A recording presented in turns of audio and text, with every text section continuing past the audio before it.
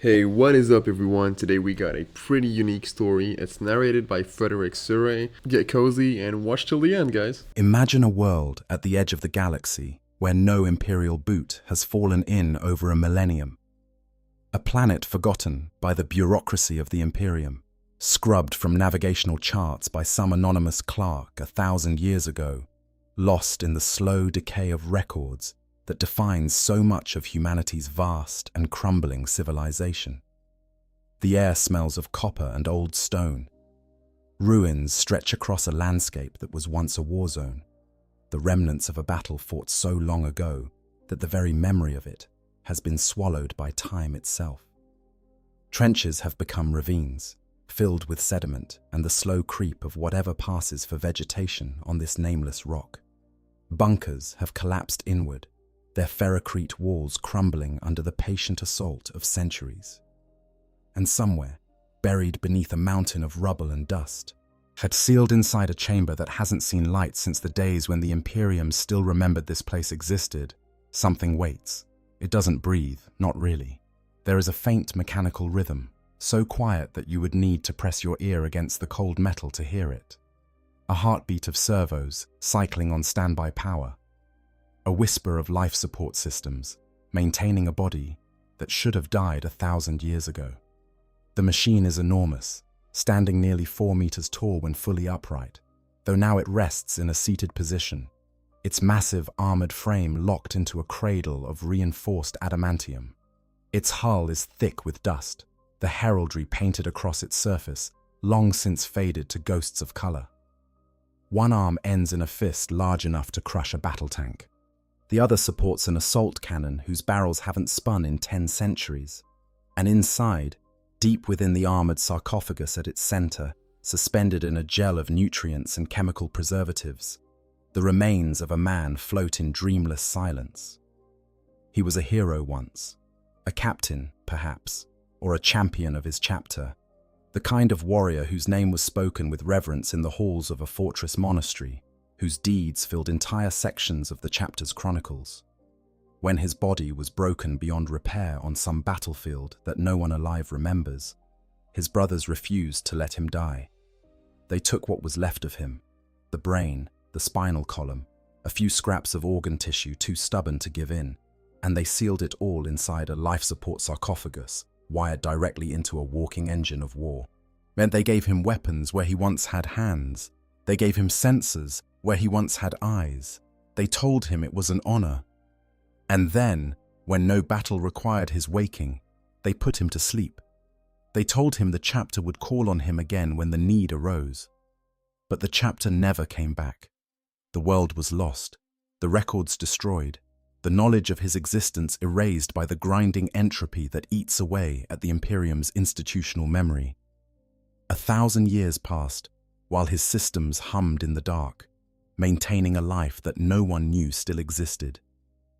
This is the story of what happens when the galaxy's most reckless, most violent, most gloriously unpredictable species stumbles upon a treasure they cannot possibly understand. This is the story of what happens when Orks find a Dreadnought that has been asleep for 1,000 years. Think about that for a moment. Think about the sheer weight of 1,000 years of absence. 1,000 years is longer than most human civilizations last. The Roman Empire rose and fell in less time. The entire history of modern human warfare, from the invention of gunpowder to the atomic bomb, fits into a fraction of that span. 1,000 years ago, by the reckoning of ancient terror, knights still rode horses into battle, and sailing ships were the most advanced technology available. That is the scale of time we are talking about. A millennium of darkness and silence, and the slow, patient work of machines that do not care whether anyone is watching, maintaining a life that no one remembers exists. And now, into this silence, here comes noise, the rumble of poorly maintained engines, the crash of crude landing craft hitting the planet's surface, the thunder of enormous green feet pounding across dusty ground. The Orks have arrived, and nothing will ever be the same again. Welcome back, everyone. Settle in, get comfortable, because we have a lot to cover today. And this is one of those topics that sits right at the intersection of Warhammer 40K's most fascinating lore concepts. On one side, you have the Dreadnought, the walking tomb, the armored sarcophagus that contains the remnants of a space marine hero, kept alive long past the point where death would have been a mercy. On the other, you have the Orks, the green tide, the looters and scrappers and mad engineers of the galaxy, a species that looks at the most advanced technology in the universe and thinks, yeah, but what if we stuck more guns on it? When these two elements collide, the result is something truly unique in the lore of the 41st millennium. Something horrifying, something darkly comedic, and something that tells us a great deal about both the tragedy of the Space Marines and the terrifying ingenuity of the Ork race. Before we dig into the meat of this story, we need to understand both halves of the equation. We need to understand what a Dreadnought really is, not just as a war machine, but as a living being trapped inside one. And we need to understand how Orks think, how they build, how their impossible technology functions, and why a sleeping Dreadnought represents the single most exciting find an Ork mechboy could ever hope to stumble across. So let us start at the beginning. Let us start with the Iron Tomb. Oh, what sleeps inside the Iron Tomb? To understand what happens when Orks find a sleeping Dreadnought, you first have to understand what a Dreadnought actually is. And I don't mean the tabletop stats or the model kit description. I mean the living, breathing, suffering reality of what it means to be interred inside one of these machines. Because a Dreadnought is not a vehicle. It is not a mech suit. It is not power armor on a grander scale. A Dreadnought is a coffin that can kill. The process begins on a battlefield, as most things do in the grim darkness of the far future. A space marine, one of the Emperor's finest, has fallen in combat. His injuries are catastrophic. We're talking about the kind of damage that goes beyond what even the superhuman physiology of an Astartes can recover from. A spine shattered by the blow of some monstrous Xenos creature. A torso opened by a power weapon that has reduced his enhanced organs to so much burned meat. Limbs lost, lungs punctured, hearts stopped. The apothecaries, the chapter's battlefield medics, have done everything they can. They have exhausted every technique in their arsenal. The prognosis is clear. This Marine will die. But the chapter doesn't want him to die. Not this one. This Marine is special. Perhaps he is a captain who has led 100 successful campaigns. Perhaps he is a veteran whose tactical knowledge spans centuries. Perhaps he is simply a warrior of such extraordinary valor that his brothers cannot bear to see his light extinguished. Whatever the reason, a decision is made.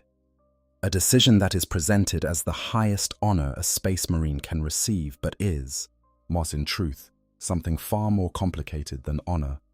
The wounded Marine's body, what remains of it, is carefully extracted from its ruined power armor. The apothecaries work alongside the chapter's tech Marines, the specialists who tend to the chapter's machinery and weapons with an almost religious devotion. Together, they perform a surgery that is part medical procedure, part sacred ritual. The Marine's brain is preserved, along with his spinal column and whatever organ tissue has survived the injuries. These biological remnants are placed inside a life support sarcophagus, a sealed capsule filled with nutrient gel and chemical preservatives, threaded through with hundreds of neural interface cables and monitoring systems. The sarcophagus is essentially an artificial womb, keeping the Marine's biological components alive in a state of suspended animation. This sarcophagus is then installed at the core of the Dreadnought chassis. The neural interface cables connect the Marine's brain directly to the machine's control systems, creating a bond that is absolute and permanent. The Marine doesn't pilot the Dreadnought in any conventional sense. He becomes the Dreadnought. His consciousness expands to fill the machine's frame. When the targeting system locks onto an enemy, he sees what the machine sees. When the power fist closes around a tank hull and crushes it, he feels the resistance as though it were his own hand gripping the metal. The Dreadnought's sensors become his senses. Its weapons become his limbs. Its armored hull becomes his skin. There is no separation between pilot and machine, but they are one entity, a fusion of flesh and steel that can never be undone.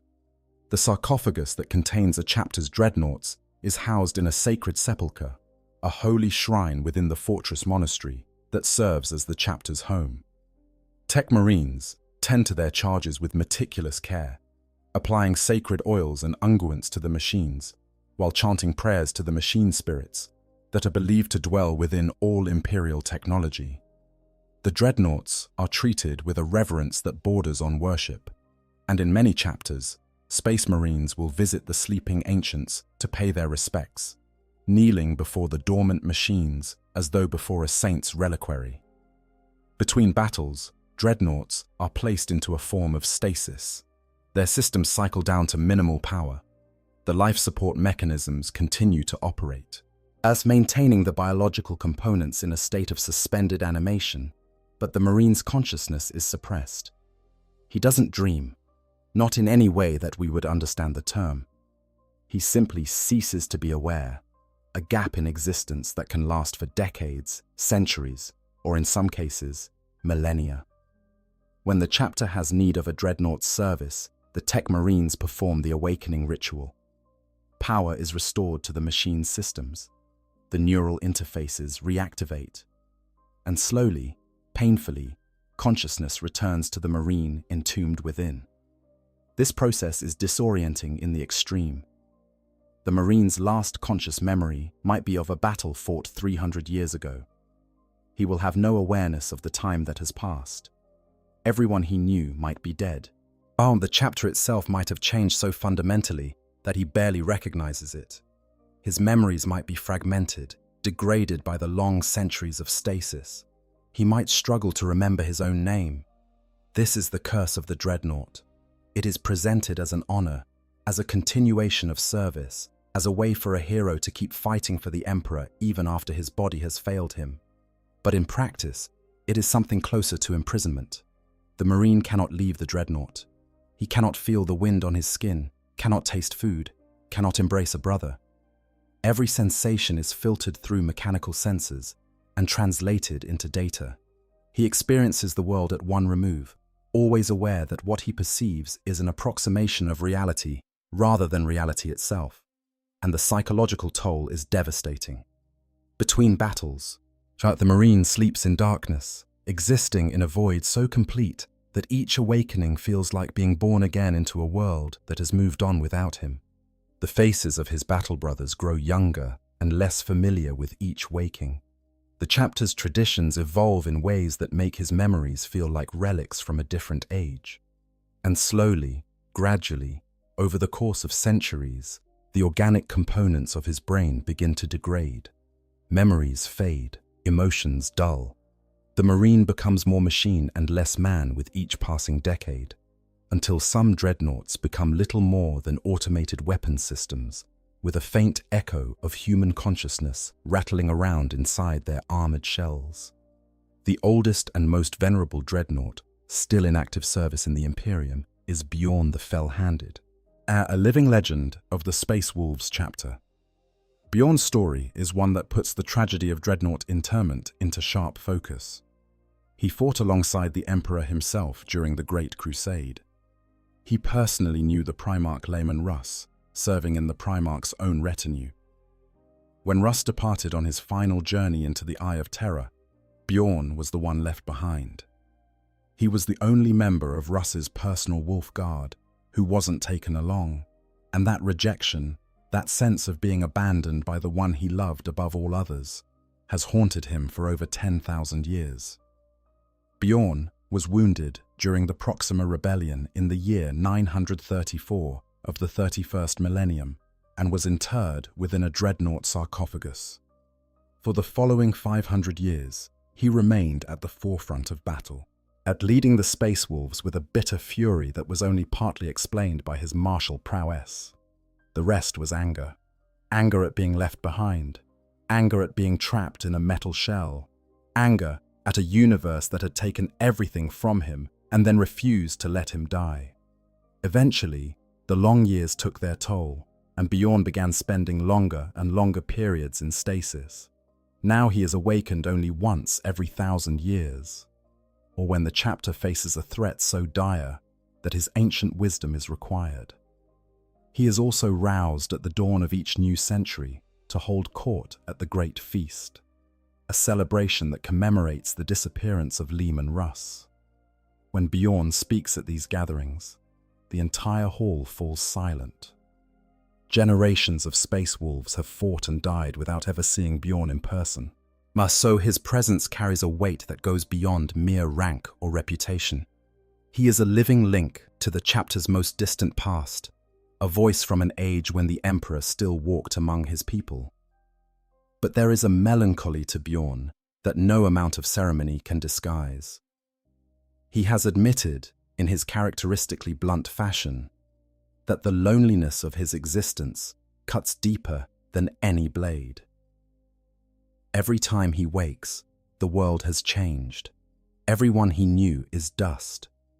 The chapter he leads is composed entirely of strangers who treat him like a god, and the gulf between their reverence and his isolation is an abyss that grows wider with every awakening.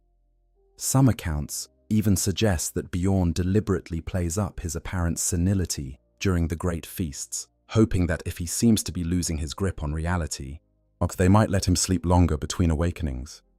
It is a small, desperate act of defiance from a warrior who has given everything and received nothing in return but more time to suffer. And Bjorn is the success story.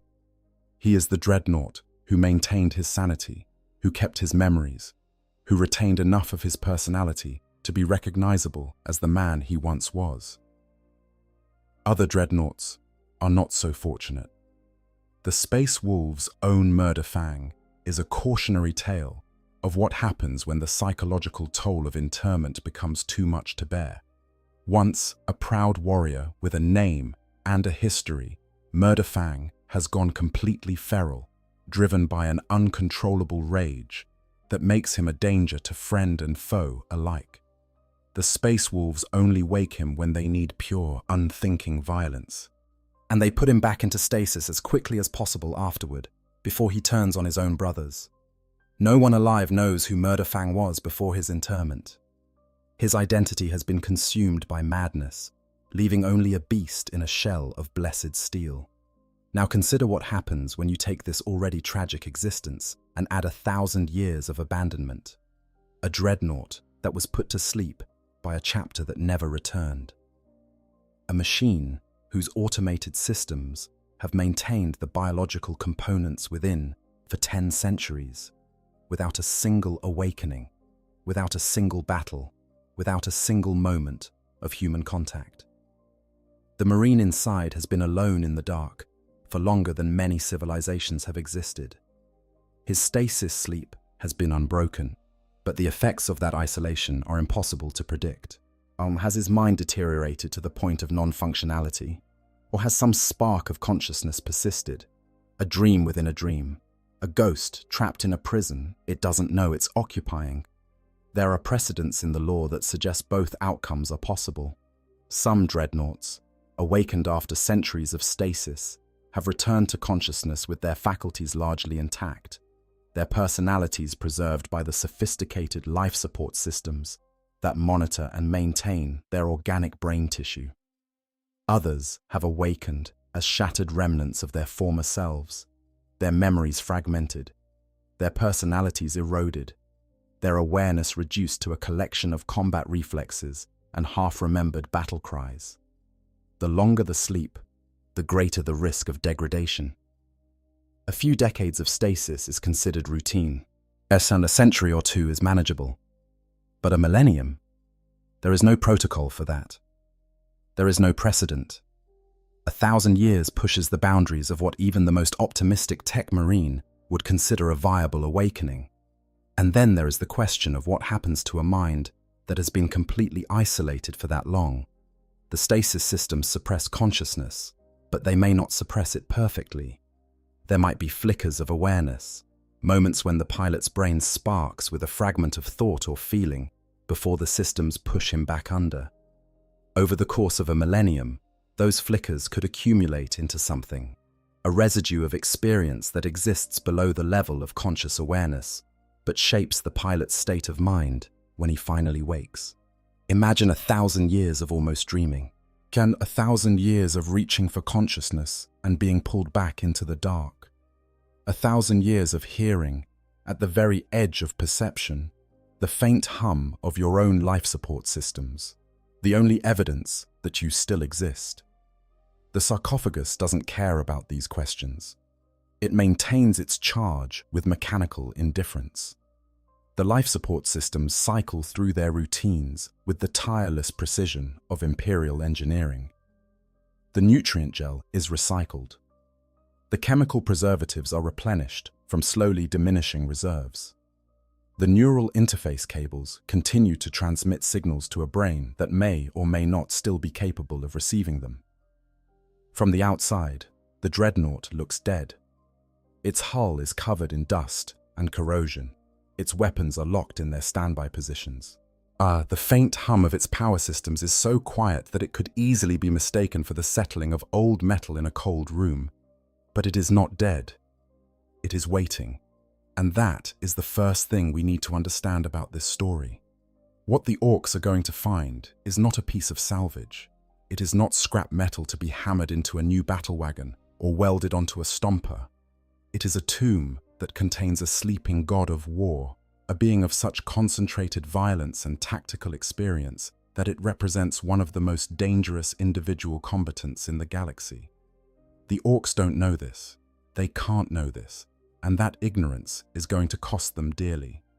But before we get to the discovery itself, we need to understand the other side of this equation. We need to talk about the Orks, the green tide, and the art of looting. The Orks are, by any reasonable metric, the most successful species in the Warhammer 40,000 galaxy. Not the most powerful necessarily, not the most advanced, but the most successful in terms of sheer proliferation and survival. They are everywhere.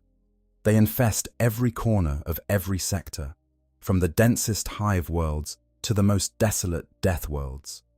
They reproduce through spores released throughout their lives, and especially at the moment of death, meaning that even destroying an Ork invasion doesn't truly eliminate the threat.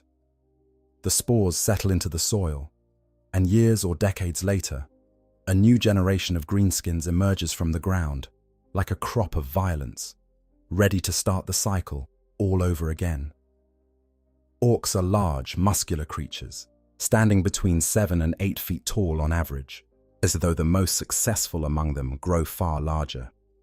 Their green skin is tough enough to shrug off minor injuries, and their physiology is so resilient that they can survive wounds that would be instantly fatal to any other species.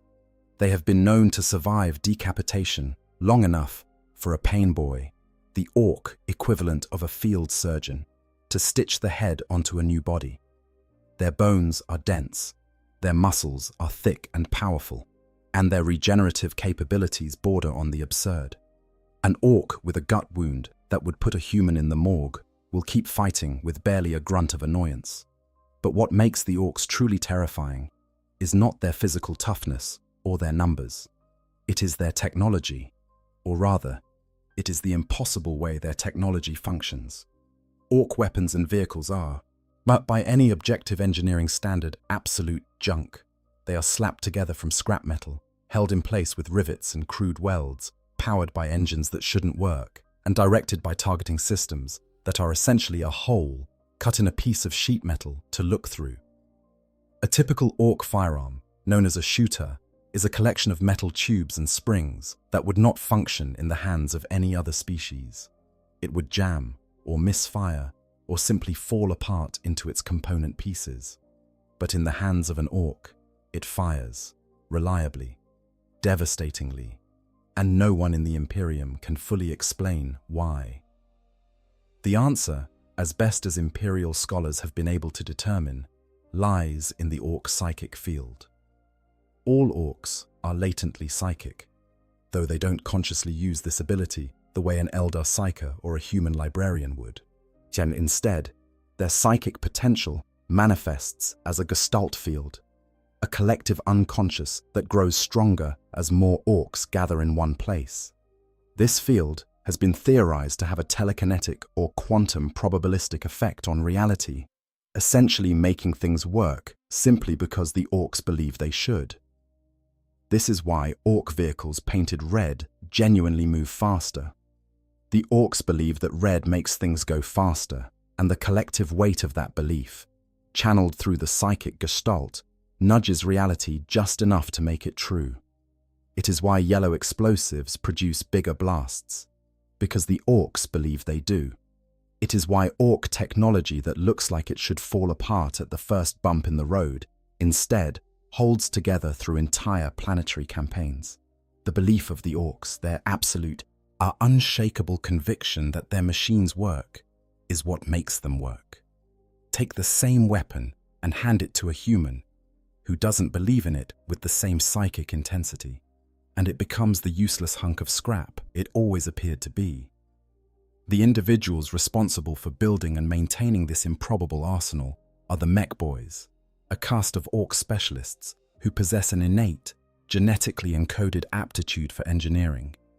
This is not a learned skill. Mech Boys don't go to school. They don't study blueprints or take apprenticeships, at least not in any formal sense.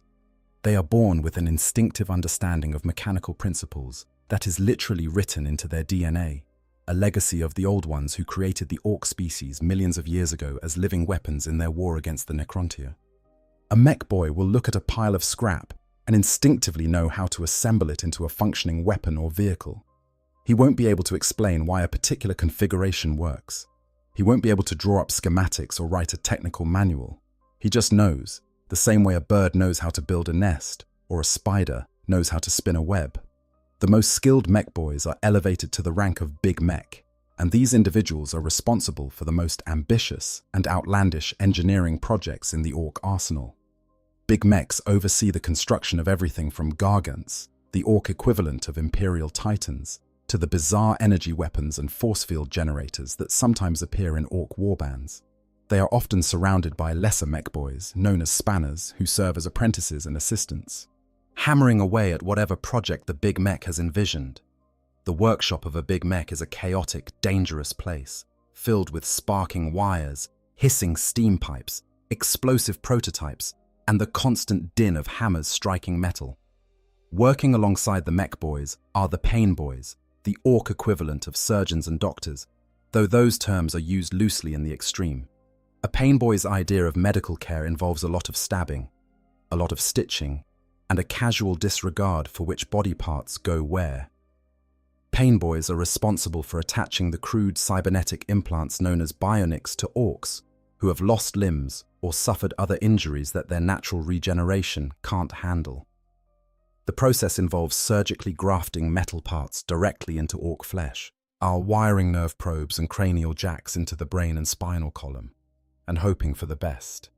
Sometimes the Pain Boy gets distracted and replaces the wrong limb. Sometimes an Ork comes in with a wounded leg and walks out with a bionic arm, because the Pain Boy decided the arm looked dodgy too. The results are unpredictable, often painful, and occasionally lethal.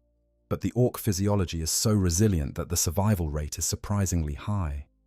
Now, among the various Ork clans, or clans as they're known in Ork parlance, there is one group that stands above all others when it comes to the art of scavenging and looting. The Death Skulls are a clan of thieves, scavengers, and compulsive hoarders who have elevated looting to something approaching a religion. Death Skulls see battle as a two-stage process. First, you kill the enemy. Then, and this is the important part, you strip the battlefield of everything that isn't nailed down, and some things that are. Death Skulls will take weapons, armor, vehicle components, personal effects, teeth, skulls, and anything else that catches their eye. They are tremendously adept at identifying the value of seemingly worthless junk and repurposing it into something functional, or at least something that looks impressive enough to trade for a handful of teeth, which serve as the Ork currency. Death Skulls paint themselves and their equipment blue, which Orks believe is a lucky color. This superstition runs deep, and Death Skulls are arguably the most superstitious clan in all of Ork society, which is saying something for a species whose collective belief can literally alter reality. They festoon themselves with lucky charms, talismans, and trophies taken from fallen enemies. Their vehicles and weapons are covered in blue paint, lucky glyphs, and the bones of defeated foes. Other orc clans regard the Death Skulls with a mixture of contempt and grudging respect. They're seen as a bunch of thieving gits who can't be trusted to keep their hands off someone else's gear, but they're also acknowledged as some of the most resourceful and ingenious builders in the greenskin race. It is not uncommon to find looted Imperial vehicles in a Death Skull's army. Chimera troop transports that have been fitted with extra guns and painted blue. Lehman Russ battle tanks with crude orc glyphs daubed over the Imperial Aquila. In particularly successful campaigns, even Land Raiders and Baneblades have been captured, stripped of their Imperial identity, and pressed into service as orc war machines. The Death Skulls have a particular talent for taking enemy technology and making it work for them, though work in the orc sense often means functions somewhat, occasionally explodes, and is louder than strictly necessary. This, then, is the species that is about to stumble upon a sleeping Dreadnought. Not the disciplined, methodical approach of an Adeptus Mechanicus expedition. Not the careful, reverent awakening performed by tech marines in the sacred halls of a fortress monastery. Number. What is coming is a mob of green-skinned lunatics with wrenches and hammers, guided by instinct rather than knowledge, powered by belief rather than understanding, and motivated by the twin desires that drive every orc in the galaxy. They want to fight, and they want stuff. The Dreadnought represents both of those things in abundance. It is worth pausing here to consider just how different the orc approach to technology is from the Imperial approach. In the Imperium, technology is sacred. Machines are anointed with holy oils. Prayers are recited over circuit boards. The Adeptus Mechanicus treats every piece of advanced technology as a manifestation of the divine will of the Omnissiah, and the idea of modifying or tampering with an existing design is considered borderline heretical. This religious attitude toward machinery is one of the reasons the Imperium is slowly losing its technological capabilities. Innovation is suppressed. Experimentation is forbidden. The only approved approach is to faithfully reproduce existing designs, and if those designs are lost or damaged, yes, the technology they represent is gone forever. Orcs could not be more different. To an orc, technology is a plaything. It is something to be hammered, welded, bolted, and bashed until it does what you want it to do, or at least until it does something loud and violent, which is usually close enough. There is no reverence for existing designs. There is no hesitation about modification. If an orc mech boy looks at a piece of technology and thinks it could be improved by adding more guns, he adds more guns. If he thinks it could go faster with a bigger engine, he installs a bigger engine. If he thinks it would look better painted red, he paints it red, and then it actually goes faster because the collective psychic field of the orcs makes it so. This fearless, our almost joyful approach to technology is what makes the orcs such effective scavengers. They are not intimidated by complexity. They are not deterred by sophistication. They will tackle any piece of technology, no matter how advanced or how alien, with the same basic toolset of hammers, wrenches, and inspired guesswork. And the results, while aesthetically nightmarish and mechanically dubious by any reasonable standard, are often devastatingly effective.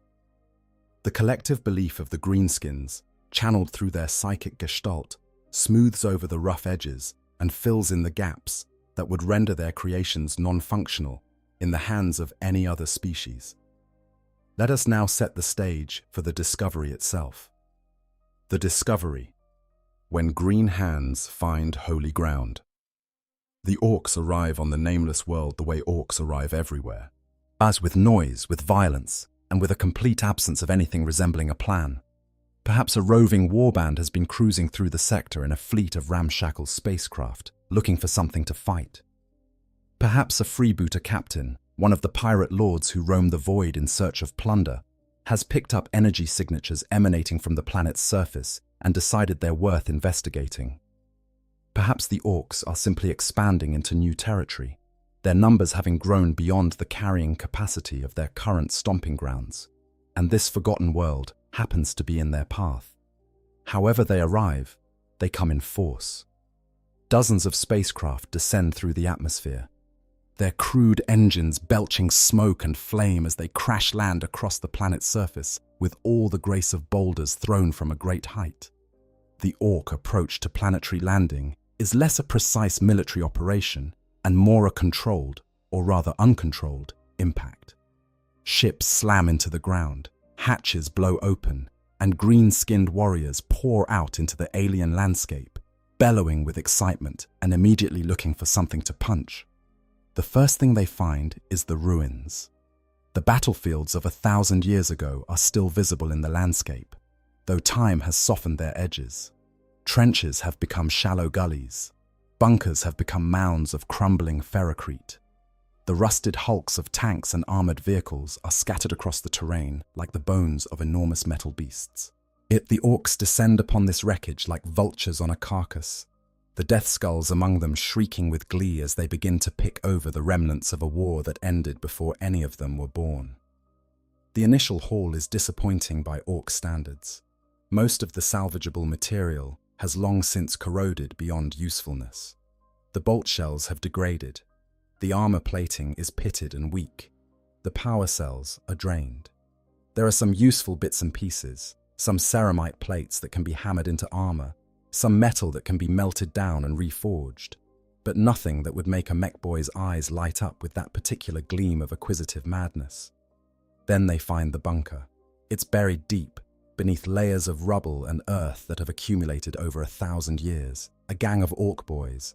They're digging through the ruins in search of anything worth taking, break through a wall of ferrocrete, and discover a passageway leading downward. The air that rushes out is stale and old, carrying the faint tang of recycled atmosphere and ancient machine oil. The Orks don't know what to make of it. They can smell something metallic and strange, something that speaks to the part of their genetic memory that recognizes valuable technology when it encounters it.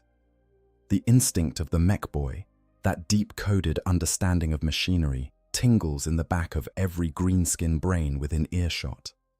Word spreads quickly. In an Ork warband, news of a potentially interesting find moves faster than a red-painted buggy with a tailwind. Within hours, the local big mech has arrived on the scene, and accompanied by a retinue of lesser mech boys and a mob of Death Skull looters who have materialized seemingly from nowhere, drawn by the irresistible gravity of potential loot. The big mech shoves his way through the crowd of boys clustered around the entrance, cuffing a few who don't move fast enough, and peers into the dark passageway with the critical eye of a connoisseur examining a wine cellar. The passage leads deep underground, through a series of reinforced doors that have been sealed for a millennium. The Orks, never ones for subtlety, deal with these obstacles in their characteristic fashion. Doors that won't open are blasted off their hinges with explosive charges. Walls that block the way are hammered through with power claws. Whereas the passage echoes with the clang of metal on metal and the raucous laughter of Orks who are having the time of their lives. They haven't even found anything yet, and already they're enjoying themselves. The possibility of discovery is almost as exciting as the discovery itself. And then they reach the inner chamber. The room is large, built to house something enormous. The walls are lined with equipment that the mech boys recognize instinctively as life support and maintenance systems, though the specific functions are beyond their ability to identify. Status lights that once burned amber have long since dimmed, their indicator panels dead and dark. Power conduits run along the ceiling, their casings cracked, but their internal wiring still intact. And in the center of the chamber, seated upon a cradle of reinforced metal, yet covered in a thick layer of dust and the fine grit of 1,000 years of slow decay, sits the Dreadnought. The Orks stop. Every single one of them stops. Even the most battle-mad boy pauses at the sight, because there is something about the shape of the thing that triggers a deep, instinctive recognition. They know what walkers look like. Orks build their own walkers, the deaf dreads and killer cans that stomp across their battlefields. But this is different. This is imperial. This is human-made, which means it's built with a precision and an attention to detail that Ork engineering doesn't attempt or aspire to. Now, before we keep going, I just want to say something real quick. This is one of those topics that genuinely messes with me the more I think about it. Like, we joke about orcs being the comic relief of 40K. They're funny, right? But when you pair that energy with something as tragic as a Dreadnought pilot, it stops being funny real quick. There's something about the idea of a hero being forgotten for 1,000 years and then waking up to find orcs spray painting his coffin that hits different. It's sad and absurd at the same time, and honestly, that's what I love about the setting. Nothing is ever just one thing. But anyways, let's get back into it.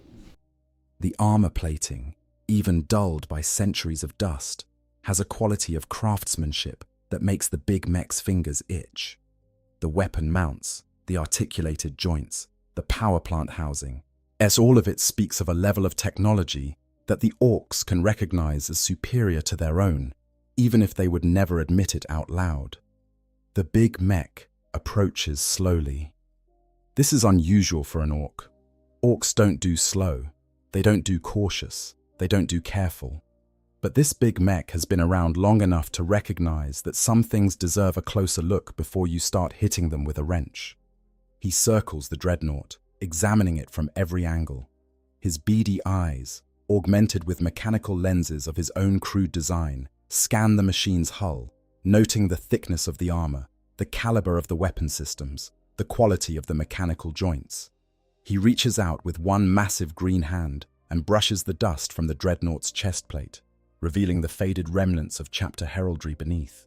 And then he hears it, or rather he feels it, a vibration so faint that it's almost subliminal, transmitted through his fingertips as they rest against the metal hull. A rhythmic pulse, a mechanical heartbeat, the faintest whisper of systems still cycling on standby power. The big mech's eyes go wide. He presses his ear against the hull, heedless of the dust and grime, and listens.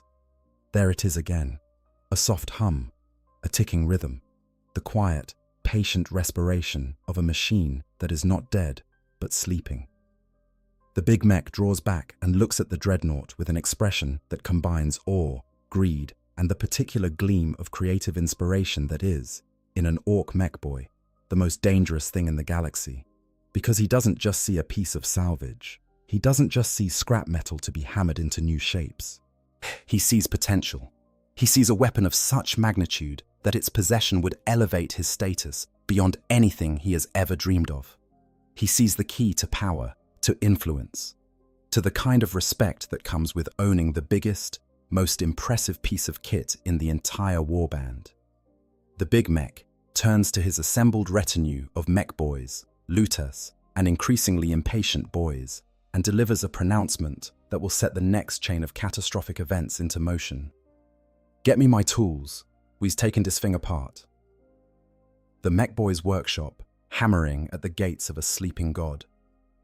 What follows is a process that would give any tech marine in the Imperium a fatal heart attack, assuming space marines could have heart attacks.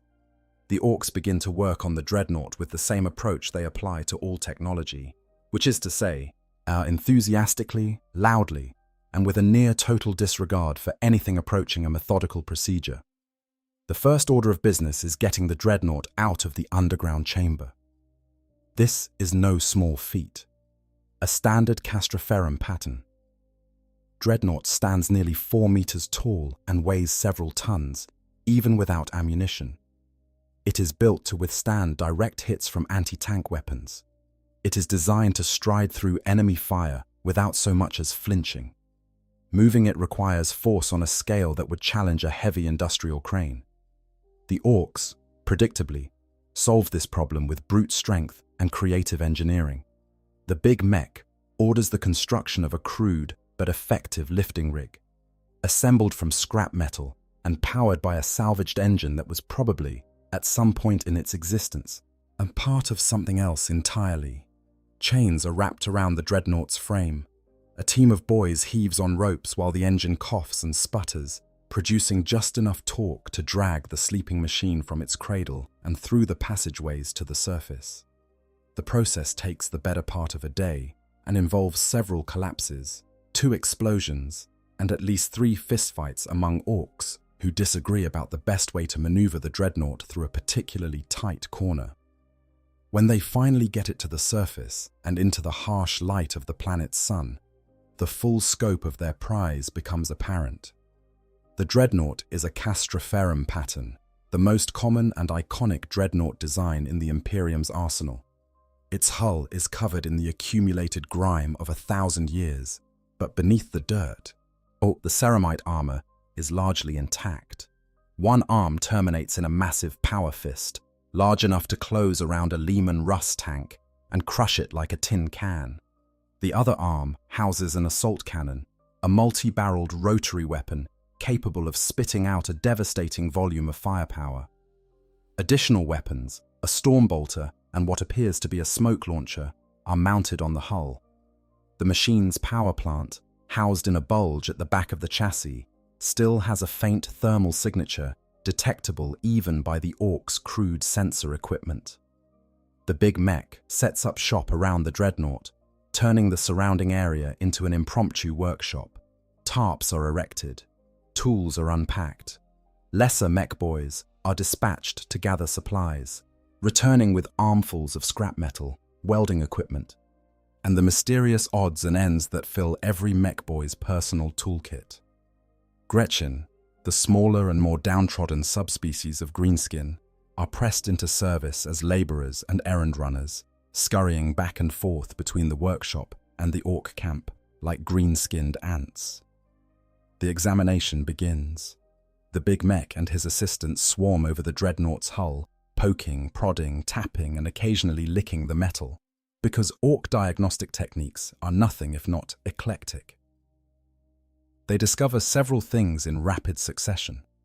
First, the machine's external systems are largely non-functional. The assault cannon's ammunition hoppers are empty, their contents having degraded over the centuries. The power fist's energy field generator is inactive, though the mechanical components of the fist itself are still operational. The storm bolter is jammed with corrosion. The smoke launchers are spent. Externally, the Dreadnought is a well-armored but toothless beast. Second, and far more interesting to the mech boys, the machine's internal systems are still active. The power plant is operational, running at minimal output, but clearly functional. The life support systems buried deep within the hull are cycling through their maintenance routines, drawing power from the reactor and sustaining something inside the sarcophagus. The neural interface network, the web of cables and sensors that connects the pilot's brain to the machine's control systems, is intact and still transmitting faint signals. Third, and this is the part that makes the big mech's pupils dilate with greedy excitement, the Dreadnought's operating system, its machine spirit, as the Imperials would call it, is still active. The machine spirit of a Dreadnought is not a simple program. It is a complex, semi-sentient entity, a fusion of sophisticated code and what the Adeptus Mechanicus believes to be a genuine spiritual essence that inhabits all Imperial technology. The machine spirit manages the Dreadnought's systems, monitors the pilot's biological functions, and maintains the interface between organic and mechanical components. It is, in a very real sense, the personality of the machine, and it has been awake and active for the entire 1,000 years that the pilot has been asleep, faithfully performing its duties in an empty room on a forgotten world. The big mech doesn't understand any of this in those terms, of course. What he understands is that the machine is alive. It has power. It has systems. Or it has weapons, or at least it has weapon mounts that could be refitted with new weapons. And it has something inside it, something biological, something that is connected to the machine in a way that the big mech has never seen before. This is not like an Ork Def Dread, where the pilot is bolted into a metal can with a few wires shoved into his brain. This is something far more sophisticated, far more integrated, far more interesting. The big mech faces a decision. He can take the Dreadnought apart, strip it for components, and use the materials to build new Ork machines. This would be the safe option, the predictable option, the option that any sensible individual would choose. But Ork mech boys are not sensible individuals. They are driven by a compulsion to tinker, to experiment, to push the boundaries of what is possible. And the big mech has never seen anything like this machine. Its technology is beyond anything in his experience. The power plant alone is worth more than every vehicle in the warband combined. And the integration between pilot and machine opens up possibilities that make the big mech's imagination race. He decides to try to make it work, not take it apart, not strip it for components. Make it work, get it running, turn it on. This is, by any reasonable measure, an extraordinarily bad idea. The Orks begin the process of upgrading the Dreadnought for Ork use. This involves several parallel efforts, all of which are conducted with the characteristic Ork approach to engineering, which is to say, loudly, aggressively, and with frequent pauses for arguments, fistfights, and snack breaks. The weapon systems are the first priority. The empty ammunition hoppers of the assault cannon are refilled, not with the precisely manufactured bolt shells that the weapon was designed to fire, but with whatever the Orks have on hand. Scrap metal slugs, explosive-tipped rounds salvaged from other weapons, even a handful of rocks that some enterprising boy decided might work in a pinch. The big mech welds a couple of extra barrels onto the assault cannon, because more barrels means more shooting, which means more better. The Stormbolter is cleared of its corrosion, oiled with a substance that smells like engine grease mixed with squig droppings, and loaded with a mismatched collection of ammunition that would make an Imperial armorer weep. The Power Fist receives similar treatment. The energy field generator is bypassed entirely. That's because the Orks don't understand how it works and can't figure out how to activate it. Instead, the big mech welds a series of metal spikes onto the fist's fingers. The Ork theory being that if you can't make the fist glow with destructive energy, you can at least make it pointier. Additional armor plates, scavenged from the ruins of the battlefield, are bolted onto the Dreadnought's hull in haphazard fashion, creating a lumpy, asymmetrical shell of mixed metals that looks absolutely nothing like the sleek Imperial design it was built around. And then there is the paint, because Orks cannot leave anything unpainted. The Dreadnought's original heraldry, already faded beyond recognition, is painted over with a riot of Ork glyphs, clan symbols, and what appears to be a very large and poorly executed portrait of the Ork god Gork, or possibly Mork. The entire machine is given a generous coat of red paint because the Orks want it to go fast. Blue lucky symbols are daubed onto the joints and weapon mounts because the death skulls among the warband insist on it. The end result is a machine that looks like a fever dream had a collision with a junkyard, a dreadnought that has been orkified in the most aggressive and thorough sense of the word. But through all of this work, through all the hammering and welding and painting and arguing, the Orks have not done one crucial thing. They have not awakened the pilot. The sarcophagus at the Dreadnought's core remains sealed, its life support system still cycling, its neural interfaces still transmitting their faint signals to a brain that has not received a conscious thought in 1,000 years. Yet the big mech has been aware of the sarcophagus throughout the process. He has felt the vibration of its systems, heard the soft hum of its power supply, but he has been treating it as just another component of the machine, a power source or a control unit that happens to be biological rather than mechanical. He has not opened it. He has not tried to interface with the pilot's neural network. He has not done anything to disturb the delicate balance of systems that keeps the Marine's biological remnants alive. And for a while, that seems like it might be enough. The Orks have their trophy. The big mech has his prize. The warband has a new centerpiece for its collection of looted vehicles. Everyone is happy. Everyone except the thing inside the sarcophagus, because the thing inside the sarcophagus is starting to wake up. Not because the Orks have activated the awakening protocols, not because some tech marine has performed the sacred rituals of activation, but because the Orks have been hammering on the hull of the Dreadnought for the better part of 2 days, sending vibrations through the machine's frame that have, slowly and inexorably, begun to stimulate the neural interfaces connected to the pilot's brain. The machine spirit, that faithful and patient guardian of the Dreadnought systems, has been interpreting these vibrations as potential threats. It has been gradually increasing power to the pilot's life support systems, preparing for an emergency activation sequence that was designed for exactly this kind of scenario. A situation where the Dreadnought is being interfered with by hostile forces, deep inside the sarcophagus. In the nutrient gel that has sustained him for 1,000 years, a ruined body stirs. Neural pathways that have been dormant for centuries begin to fire. Electrical impulses crackle along nerve fibers that have been preserved in a state of suspended animation. And somewhere in the preserved tissue of a brain that has not formed a conscious thought since the Imperium still remembered this planet existed, a single, overwhelming sensation begins to emerge. Rage. The awakening. 1,000 years of silence. Broken. The awakening of a Dreadnought is never gentle, even under the best circumstances. When a tech marine performs the ritual in the sacred halls of a fortress monastery, with all the proper prayers spoken and all the correct protocols followed, the process is still disorienting, painful, and fraught with the existential horror of realizing that you are trapped inside a machine and that everyone you once knew may be dead. The marine's consciousness returns like a diver surfacing from a deep ocean, gasping and flailing, struggling to make sense of a world that has moved on without him. Memories are fragmented. Senses are confused. The transition from the void of stasis to the cold input of mechanical sensors is a shock that takes even the most experienced Dreadnought pilot time to adjust to. Now imagine that awakening without any of the safeguards. No tech marine monitoring the neural interface for signs of stress. No chaplain offering words of reassurance and purpose.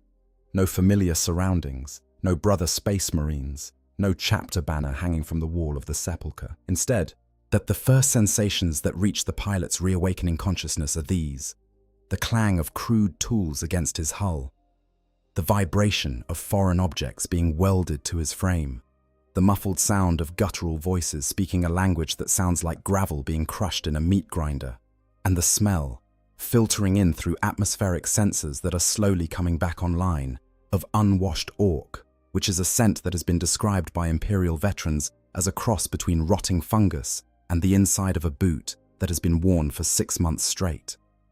The pilot's first conscious thought in 1,000 years is not, "Where am I?" or "What year is it?" or "What happened to my chapter?" It is something far more primal, far more immediate, far more dangerous.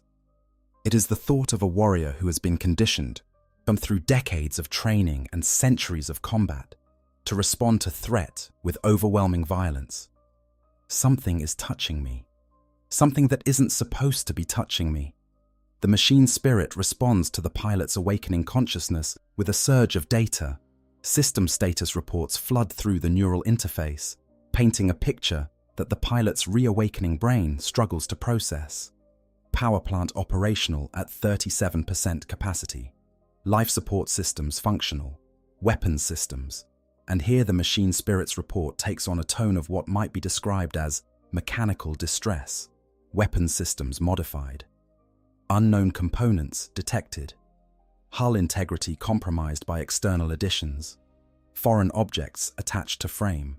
My atmospheric analysis indicates presence of Xenos biological signatures consistent with Orkoid species. Current threat assessment, high. The pilot's consciousness, still fragmented and confused from a millennium of stasis, latches onto the last piece of information, like a drowning man grabbing a rope. Xenos, Orks, the enemy. 1,000 years of silence and darkness, 1,000 years of dreamless sleep, and the first thing he wakes to is the presence of the enemy. There is a moment of terrible stillness. The Orks outside don't notice it. They're too busy arguing about whether the assault cannon needs more barrels. It doesn't, but try telling that to an Ork.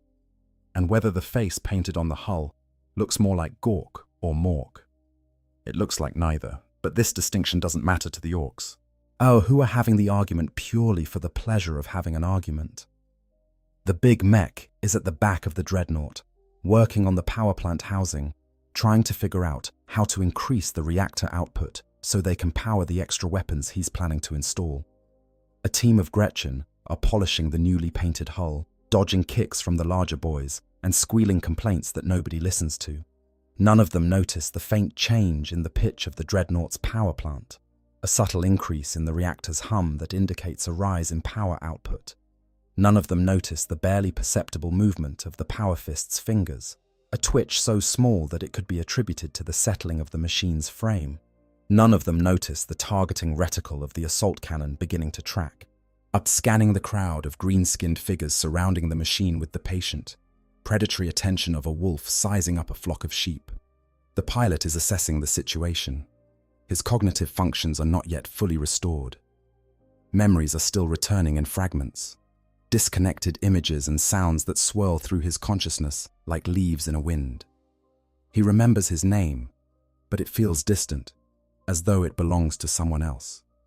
He remembers battle, the taste of recirculated air in his lungs, the thunderous roar of his assault cannon, the satisfying crunch of ceramite and bone under his power fist. He remembers his brothers. He remembers his chapter. He remembers an oath he swore so long ago that the words have blurred in his memory, but the substance of which remains as sharp and bright as a blade. An oath to serve the Emperor, to protect humanity, to destroy the enemies of mankind. And there are enemies of mankind all around him. The awakening, when it comes, is not a gradual process. It is sudden, violent, and absolute. One moment, the Dreadnought is a static object, a piece of looted salvage sitting in the middle of an Ork workshop. The next moment, it is a fully activated war machine, its systems surging to life with a roar of power that shakes the ground and sends every Ork within 50 meters stumbling backward in shock. The power fist clenches. The assault cannon spins up. The Dreadnought's Vox speakers crackle with static, and then a voice emerges from them, a voice that is part human and part machine, a grinding, mechanical baritone that carries across the Ork camp like the tolling of a funeral bell. It says only 2 words, as 2 words that every space marine who has ever lived would recognize. 2 words that carry the weight of centuries of duty and the white-hot fury of a warrior who has been awakened to find himself in the hands of the enemy. For the Emperor. The Orks, for one brief, unprecedented moment, are silent. They stare at the Dreadnought with expressions that, on any other face, might be described as surprise. Orks don't do fear, not in the way that humans understand it, but they do recognize danger when it presents itself, and the sight of a multi-ton war machine suddenly activating in the middle of their camp registers even in the most primitive Ork brain as something that requires immediate attention. The silence lasts approximately 2 seconds. Then, the killing begins. The assault cannon speaks first, even modified by the Orks, with extra barrels that throw off its rotation and ammunition that it was never designed to fire. The weapon is devastatingly effective at close range. The rate of fire is prodigious, each barrel spitting rounds in a continuous stream that carves through the packed crowd of Orks like a blade through smoke. The first burst catches a group of looters who were standing directly in front of the Dreadnought, admiring their handiwork. They are torn apart before they have time to register what is happening, their bodies reduced to green ruin by the sheer volume of firepower. The Dreadnought turns, its torso rotating on its waist mount with a smoothness that belies its age and condition. The assault cannon tracks across the camp, sending a hail of metal into tents, vehicles, and Orks with indiscriminate fury. Gretchins scatter like startled rats, at their high-pitched screams adding a discordant counterpoint to the deeper bellows of the boys who are scrambling for their weapons. The big mech, who was working on the power plant when the activation occurred, is thrown backward by the sudden surge of energy from the reactor. He lands in a heap of scrap metal, his tools scattered around him, staring up at the machine he thought was his prize, with an expression of outraged disbelief. The power fist comes next. The Dreadnought takes a step forward, the ground shaking under its massive weight, and brings the fist down on the nearest Ork vehicle, a truck that had been parked beside the workshop. The vehicle crumples like a tin can under a boot, its engine detonating in a fireball that sends shrapnel across the camp.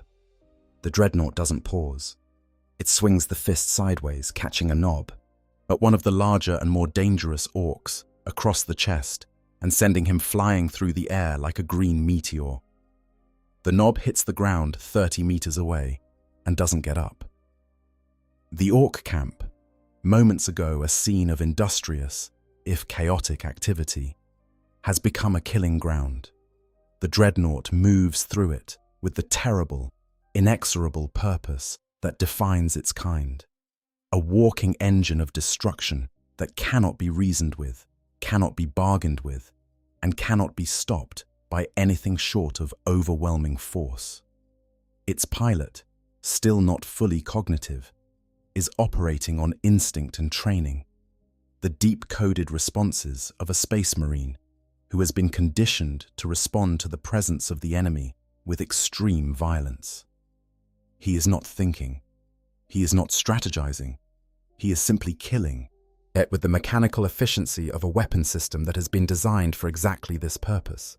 The Orks, to their credit, recover quickly. They are, after all, a species that lives for violence. The initial shock of the Dreadnought's activation wears off within moments, replaced by a rush of excitement that borders on enthusiasm. This is a fight, a proper fight, the kind of fight that Orks live for, the kind where the enemy is big and loud and dangerous, and the only way to win is to hit it harder than it hits you. Boys grab their shooters and choppers and charge toward the Dreadnought with bellowing war cries that shake the air. Slugger rounds bounce off the ceramite hull like pebbles thrown at a castle wall. Choppers, the crude but effective melee weapons favored by Ork infantry, a spark against the armor plating without leaving so much as a scratch. The Dreadnought swats Orks aside with its power fist, each blow sending bodies tumbling through the air, and the assault cannon continues its relentless harvest, cutting down greenskins by the dozen. But there are a lot of Orks. There are always a lot of Orks, and while individual boys pose no threat to a Dreadnought, the sheer weight of numbers begins to tell. Orks clamber onto the machine's hull, grabbing at the crude additions that the mech boys welded on, trying to find handholds on the weapon mounts and armor plates. They are shaken off, crushed, or thrown clear, but more take their place. The Dreadnought is surrounded by a seething mass of green bodies, each one trying to get close enough to do damage, and each one willing to absorb a devastating blow if it means the next Ork in line can get a step closer.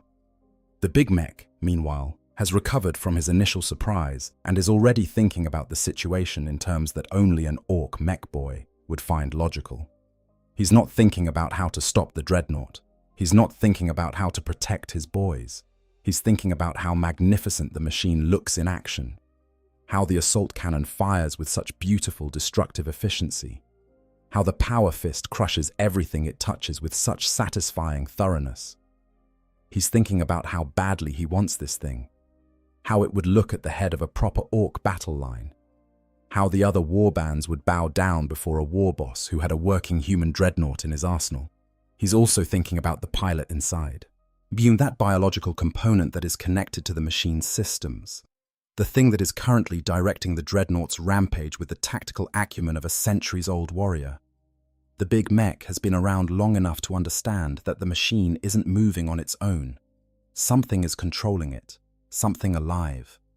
And if that something can be subdued or replaced or co-opted, then the machine becomes controllable. The machine becomes a weapon, not just for the thing inside it, but for whoever can figure out how to direct its fury. The big mech grabs the nearest pain boy by his scruff and drags him close. The pain boy, a wall-eyed lunatic with more surgical implements hanging from his belt than any sane individual would be comfortable seeing in one place, listens to the big mech's hurried instructions with growing excitement. The two of them hunker down behind a wall of scrap metal, watching the Dreadnought carve its way through the Ork camp and begin to formulate a plan. It is, by any standard, a terrible plan, but it is an Ork plan, which means it has exactly one thing going for it. The sheer audacity of the attempt might just be enough to make it work. The Battle of the Camp, Green Tide against Iron Fury. The Dreadnought's rampage through the Ork camp is a study in asymmetric warfare, though not in the direction that phrase usually implies. In most engagements, it is the smaller force that relies on asymmetric tactics, using speed, cunning, and unconventional methods to offset a disadvantage in numbers and firepower. Here, the equation is reversed. The Dreadnought is a single combatant facing an army. It is outnumbered by orders of magnitude. But it possesses such overwhelming superiority in armor, firepower, and martial capability that the numerical advantage of the Orks is effectively meaningless. At least, it is meaningless in the short term. The pilot inside the Dreadnought is still not fully conscious in the way that we would understand the term. His higher cognitive functions are returning slowly, like a city's lights flickering back on after a long blackout. Memory is fragmentary. Identity is uncertain. What he knows, with a clarity that cuts through the fog of his incomplete awakening, is that he is a space marine. He is in the presence of the enemy, and his duty is clear. The Ork camp is a sprawling, chaotic collection of structures that reflects the greenskin approach to architecture, which is to build things quickly, build them loud, and don't worry too much about whether they'll still be standing next week. Shanties made of corrugated metal and salvaged vehicle panels line muddy tracks that pass for streets. Larger structures, workshops and armories, and the crude taverns where Orks gather to drink fungus beer and fight each other are scattered among the smaller buildings in no discernible pattern. Vehicles of every description, from speedy buggies to lumbering battle wagons, are parked in haphazard clusters throughout the camp. The Dreadnought moves through this environment like a boulder rolling through a village of sandcastles. Structures collapse as it brushes against them, their flimsy walls no match for the mass of a walking war machine. Vehicles are crushed underfoot or sent spinning by glancing blows from the power fist. The assault cannon continues its devastating work, chewing through walls and bodies and vehicles with equal indifference. The Dreadnought leaves a trail of destruction in its wake that can be measured in width by the span of its weapon arms. The Orks, for all their enthusiasm, are struggling to mount an effective response. The problem is fundamental. They simply don't have weapons capable of penetrating the Dreadnought's armor. Slugger rounds, the standard Ork sidearm ammunition, bounce off harmlessly. Big shooter rounds, heavier but still relatively light by anti-armor standards, leave scratches and dents but fail to breach the hull. Even rocket launchers, the Ork equivalent of rocket-propelled grenades, produce impressive explosions against the Dreadnought's armor, but fail to penetrate the thick ceramite plating beneath the Ork modifications. The tank busters, Ork specialists who have dedicated their lives to the destruction of enemy vehicles, arrive on the scene with the kind of gleeful enthusiasm that only an Ork can muster when confronted with a really big thing that needs blowing up. They bring with them an arsenal of tank buster bombs, crude but powerful explosive charges designed to be attached directly to a vehicle's hull. The delivery method is simple. You run up to the vehicle, slap the bomb onto the armor, and run away before it detonates. The problem in this case is that running up to a Dreadnought requires getting past the assault cannon, which is currently engaged in the full-time occupation of killing everything that moves. As several tank busters try anyway, because Orks are not deterred by the near certainty of death. They charge toward the Dreadnought in a ragged line, howling with excitement, their tankbuster bombs clutched in their massive green fists. The assault cannon tracks across the charging mob, cutting down the first three in a spray of gore. A fourth makes it close enough to throw his bomb, which bounces off the Dreadnought's shoulder armor and detonates harmlessly against the ground. A fifth manages to get within arm's reach and is promptly swatted aside by the power fist, his bomb detonating against his own chest as he tumbles through the air. A sixth, by some miracle of greenskin luck, manages to slap his bomb directly onto the Dreadnought's leg joint and dive clear before the explosion. The detonation rocks the Dreadnought, sending a shockwave through its frame that actually causes it to stumble. For a moment, the Orks hold their breath, hoping to see the walker topple, but the Dreadnought's gyroscopic stabilizers, designed to keep the machine upright even under the most extreme combat conditions, compensate for the impact. The walker steadies itself, its leg joint damaged but still functional, and resumes its advance. The Ork's brief hope fades as quickly as it appeared. However, the successful bomb hit has demonstrated something important. The Dreadnought is not invulnerable. It can be damaged. The Ork modifications, those extra armor plates and weapon additions are actually working against the machine in some ways, adding weight that the power plant was not designed to carry, and creating gaps in the armor coverage that a precisely placed explosive can exploit. The big mech, watching from his hiding place behind the scrap wall, notes this with keen interest. The machine is strong, but it is old, it is running on depleted power reserves, and the Ork additions to its hull have created weaknesses that a clever attacker can exploit. The big mech begins to issue orders, not the disorganized bellowing that passes for Ork command in most situations, but the directed, purposeful instructions of a mech boy who has a specific technical objective in mind. He sends runners to the warband's vehicle pool, ordering the mobilization of the heavy hitters, the Def Dreads, the killer cans, the battle wagons with their reinforced rams and heavy weapons. If they can't stop the human dreadnought with infantry, they'll stop it with their own war machines. At the same time, the Pain Boy is gathering his own resources. The Pain Boy has been thinking about the biological component inside the sarcophagus, the pilot that controls the machine. He has experience with cybernetic integration after all. He bolts Orks into Def Dreads and wires Gretchen into Killer Khans on a regular basis. The technology is different, the sophistication is beyond anything he's worked with before, but the basic principle is the same. There's a brain in there. That brain is connected to the machine. If they can get to the brain, they can control the machine. Or at least, they can stop the brain from controlling it. The Pain Boy's plan, such as it is, involves getting close enough to the Dreadnought's sarcophagus to access the life support systems and either disable them or introduce a chemical agent that will render the pilot unconscious. This requires, of course, getting past the assault cannon, the power fist, and the general murderous intent of a fully activated Space Marine Dreadnought. The Pain Boy is not deterred by these obstacles. He has performed surgery on screaming patients who were actively trying to kill him. He has transplanted heads from one Ork body to another while under fire. A little thing like a rampaging war machine is not going to stop him from getting to the most interesting patient he has ever encountered. The battle escalates. The Ork Def Dreads, those crude but powerful walkers, that serve as the greenskin equivalent of the very machine they're now fighting, are lumber into the fray. Each one is a towering mass of riveted metal and smoking engines, armed with power claws and heavy weapons, piloted by an Ork who has been permanently hardwired into the machine.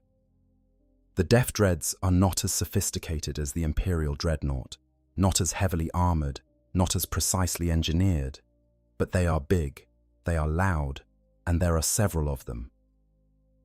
The first Def Dread charges the Imperial Dreadnought head-on, its power claw raised for a crushing blow. The pilot inside the Dreadnought responds with the reflexes of a veteran warrior, sidestepping the charge and bringing the power fist around in a devastating arc that catches the Def Dread in the side. The impact crumples the Ork walker's hull like tin foil, sending it staggering sideways before it collapses in a heap of sparking, smoking metal. Yet the Ork inside howls with rage and pain, but his machine is done. The power plant has been ruptured, and without it, the Def Dread is nothing more than a very expensive coffin. The second Def Dread is more cautious, circling the Imperial Dreadnought and looking for an opening. Its pilot has seen what happened to the first attacker and is unwilling to make the same mistake. The two walkers face each other across a clearing of demolished Ork structures, weapons raised, each waiting for the other to make a move. It is a scene that would not be out of place in a gladiatorial arena.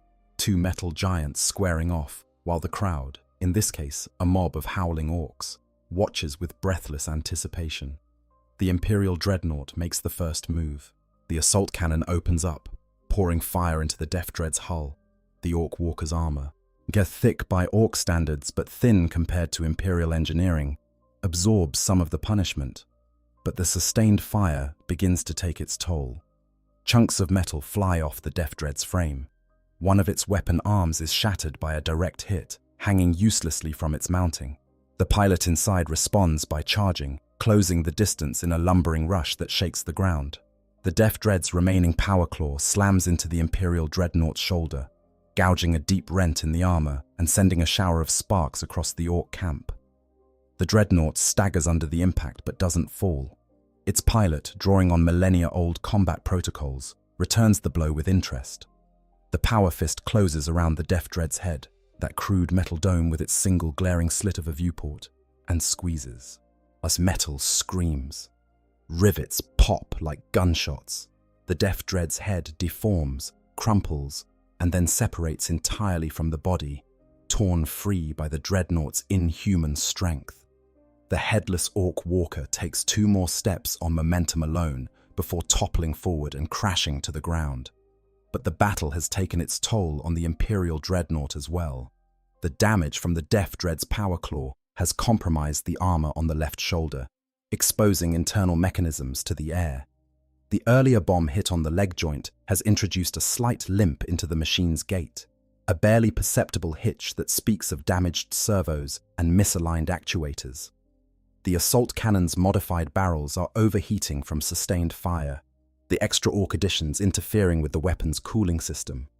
And the power plant, and already running at reduced capacity after 1,000 years of standby operation, is struggling to meet the demands of full combat activation.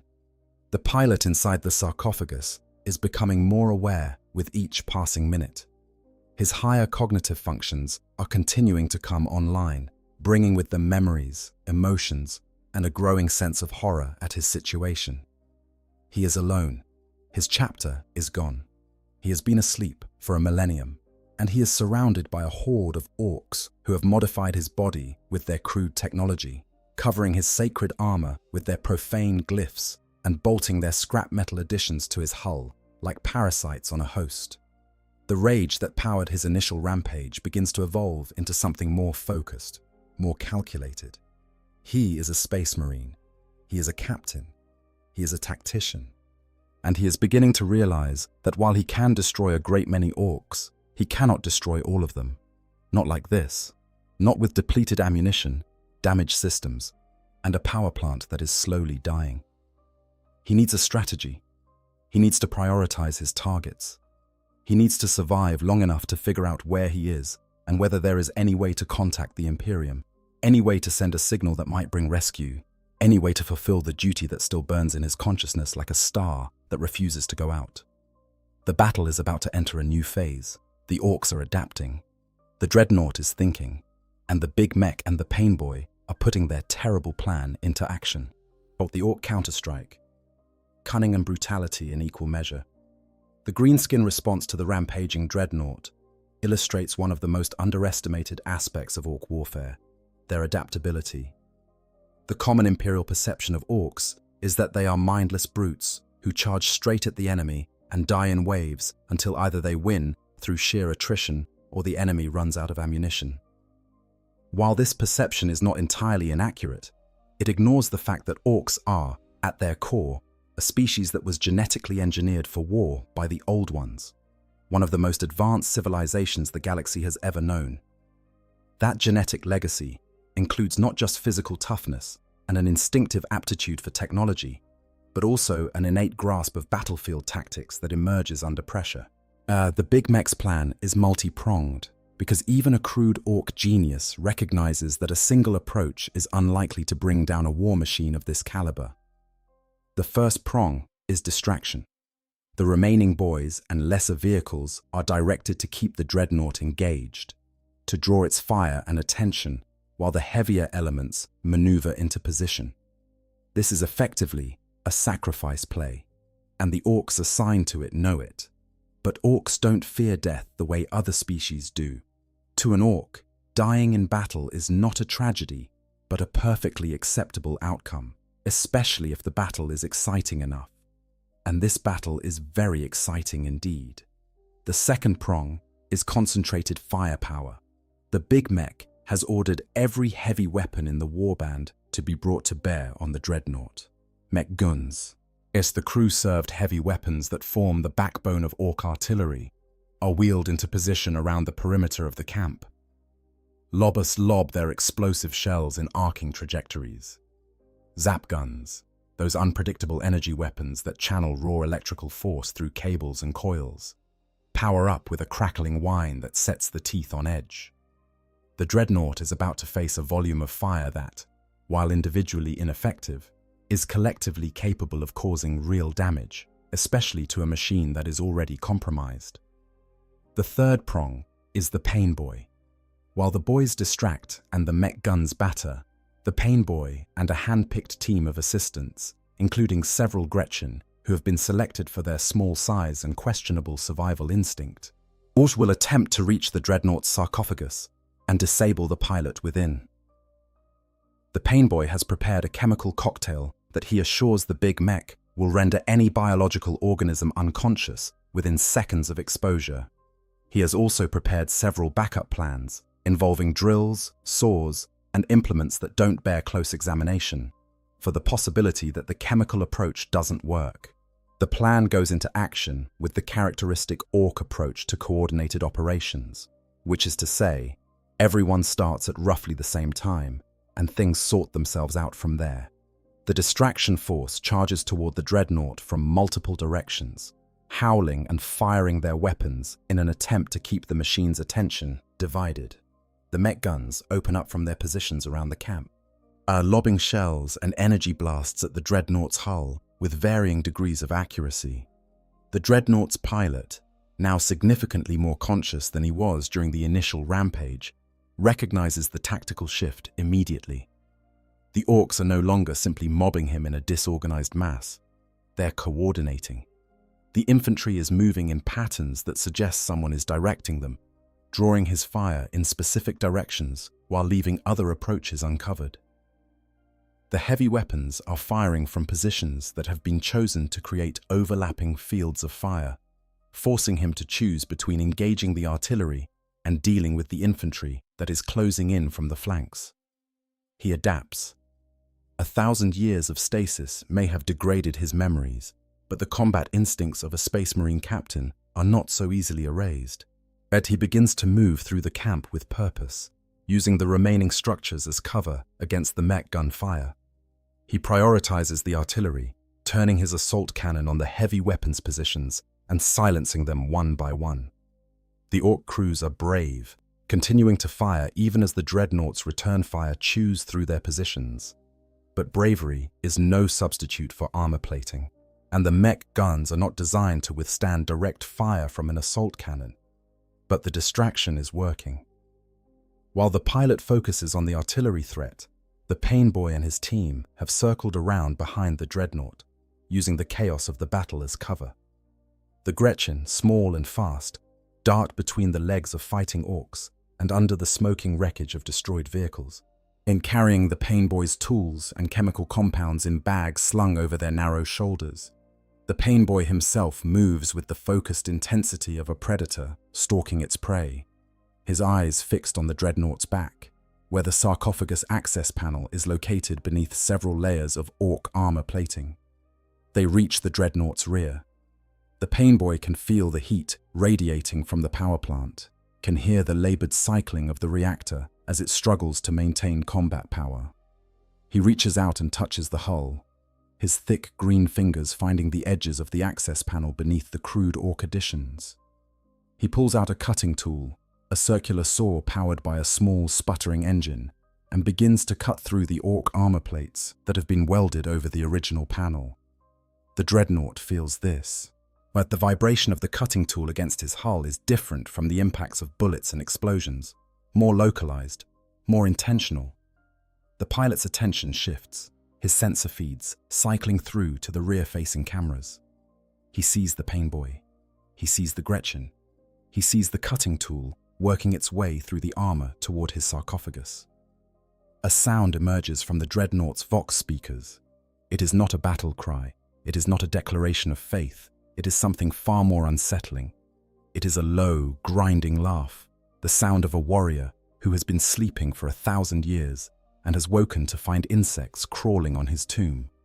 It is the laugh of someone who is amused by the audacity of the attempt, even as he prepares to punish it. The Dreadnought begins to turn. The Pain Boy, and seeing the massive torso rotating toward him, redoubles his efforts with the cutting tool, sparks flying as the saw bites through the last layer of metal. Behind him, the Gretchen scatter, their nerve breaking at the sight of the power fist descending toward them. The Pain Boy doesn't run. He has the access panel almost clear. Just a few more seconds, just a few more cuts. The power fist reaches back, its fingers spreading wide. The pain boy looks up, directly into the glow of the Dreadnought's optical sensor, and for a moment, two minds meet across an impossible gulf of species, culture, and understanding. The Space Marine sees a green-skinned alien attempting to access his sarcophagus. The pain boy sees the most fascinating patient he has ever encountered, the most complex piece of biological engineering he has ever had the privilege of examining, even if the examination is about to end in a very abrupt and messy fashion. The fist swings. The pain boy ducks. Not out of fear, but out of professional instinct. He has spent his entire life dodging the flailing limbs of Ork patients who don't appreciate his medical attention, and the reflex is deeply ingrained. The power fist passes over his head, close enough to ruffle the scraps of hair on his scalp, and smashes into the mech gun that was positioned behind him, reducing it to scrap metal. The pain boy, with the calm that only a truly insane individual can maintain in such circumstances, turns back to the access panel and delivers one final cut. The panel comes free, falling away to reveal the sealed surface of the sarcophagus beneath. But the pain boy can see the faint glow of status lights through the casing, can feel the vibration of the life support systems working to maintain the biological component within. He reaches into his bag, pulls out the chemical compound he prepared, and lunges forward. The Dreadnought tries to reach him again, but the pain boy is directly behind the sarcophagus, in the one spot that the power fist cannot reach without the risk of damaging the pilot's life support systems. The machine spirit, that faithful guardian of the Dreadnought's systems, recognizes the danger and prevents the pilot from making the strike. The pilot's rage, already considerable, intensifies to a white-hot fury. He is trapped. The thing on his back is out of his reach, and his own machine spirit won't let him do what needs to be done to remove it. The pain boy smears the chemical compound across the sarcophagus casing, shoving it into every gap and seam he can find, hoping that some of it will seep through to the life support systems within. For a moment, nothing happens. Then the Dreadnought shudders, its movements becoming less fluid, more jerky. The chemical, whatever it is having some effect, but not the one the pain boy intended. Instead of sedating the pilot, it seems to be interfering with the neural interface, disrupting the signals between the brain and the machine. The Dreadnought's weapons fire becomes erratic. The power fist clenches and unclenches spasmodically. The assault cannon fires a burst at nothing, then stops, then fires again at a different nothing. The big mech sees the opportunity, and he rallies the remaining boys and leads a charge from the front while the Dreadnought is compromised. Dozens of Orks, more than have any right to have survived this long, throw themselves at the staggering war machine. Chains are looped around its legs. Ropes are thrown over its weapon arms. Ork boys hang from every available surface, their combined weight pulling the Dreadnought off balance. A knob with a power claw manages to hook one of the chains around the Dreadnought's ankle joint and pull, adding his considerable strength to the collective effort. The Killer Khans arrive too, those smaller Ork walkers, piloted by hard-wired Gretchen. They are tiny compared to the Imperial Dreadnought, reaching barely to its waist, but they come in numbers, and 5 of them waddling into the fray with their heavy weapons blazing and their crude power shears snapping at the air. They circle the struggling Dreadnought like jackals around a wounded lion, darting in to slash at exposed mechanisms and darting back before the power fist can reach them. One of them gets too close and is swatted aside by the Dreadnought's backhand, its metal body crumpling and the Gretchen inside squealing in terror. But the others press on, encouraged by their numbers and the growing weakness of their prey. The cumulative damage is telling. The Dreadnought's power plant, never designed to sustain combat operations after 1,000 years of depleted standby mode, is beginning to fail. Power fluctuations ripple through the machine's systems, causing momentary lapses in the servo motors that drive its limbs. While the assault cannon jams completely, its already overheated barrels finally warping beyond the tolerance of the firing mechanism. The power fist still functions, but its movements are slower, more labored. the hiss of hydraulics replaced by the grinding of mechanisms that are not getting enough power to operate at peak efficiency. The machine goes down, not gracefully, not quietly, but with a crash that shakes the entire camp and sends a cloud of dust billowing into the air. The Dreadnought lands on its side, its systems sputtering and sparking, its weapons still firing sporadically, but unable to target the Orks who are now swarming over its hull from every direction. The pilot, inside his sarcophagus, rages against the darkness closing in around his consciousness, fighting the effects of the Pain Boy's chemical with every remaining scrap of his superhuman willpower. But the Orks have him. The chains tighten. More weight piles on. The big mech, standing atop the fallen Dreadnought's chest like a conqueror on a hilltop, looks down at his prize with an expression of triumphant glee. "Right den," he says. "Now we really get to work." In the hands of the greenskins. What comes after the fall? What happens next depends on a number of factors that vary with the specific circumstances of the encounter. But drawing on the known behavior of Ork mech boys, Pain Boys, and the general greenskin approach to captured technology, we can paint a detailed picture of the most likely outcomes. The first and most immediate concern for the Orks is securing their prize. The Dreadnought has been brought down, but it has not been killed. The pilot is still alive inside the sarcophagus, still connected to the machine's systems, still capable of reactivating if the chemical interference wears off or the neural interface is restored. The big mech knows this, and his first order of business is to ensure that the Dreadnought cannot repeat its earlier rampage. This involves physically restraining the machine. Chains and cables are wound around the Dreadnought's limbs, anchored to the heaviest objects available: vehicle hulls, building foundations, and the stumps of trees that the Dreadnought knocked down during its rampage. The weapon arms are pinned, the legs are lashed together, the torso is secured against rotation. The big mech oversees this process with the critical eye of an engineer, testing each restraint by kicking it. Add the Ork method of quality assurance and ordering reinforcement wherever he thinks it is needed. The Pain Boy, meanwhile, has begun his examination of the sarcophagus. What he finds amazes him in ways that his limited Ork vocabulary struggles to express. The life support system is the most sophisticated piece of medical technology he has ever seen. A self-contained environment that maintains a biological organism in a state of suspended animation with a precision that makes Ork cybernetics look like finger painting.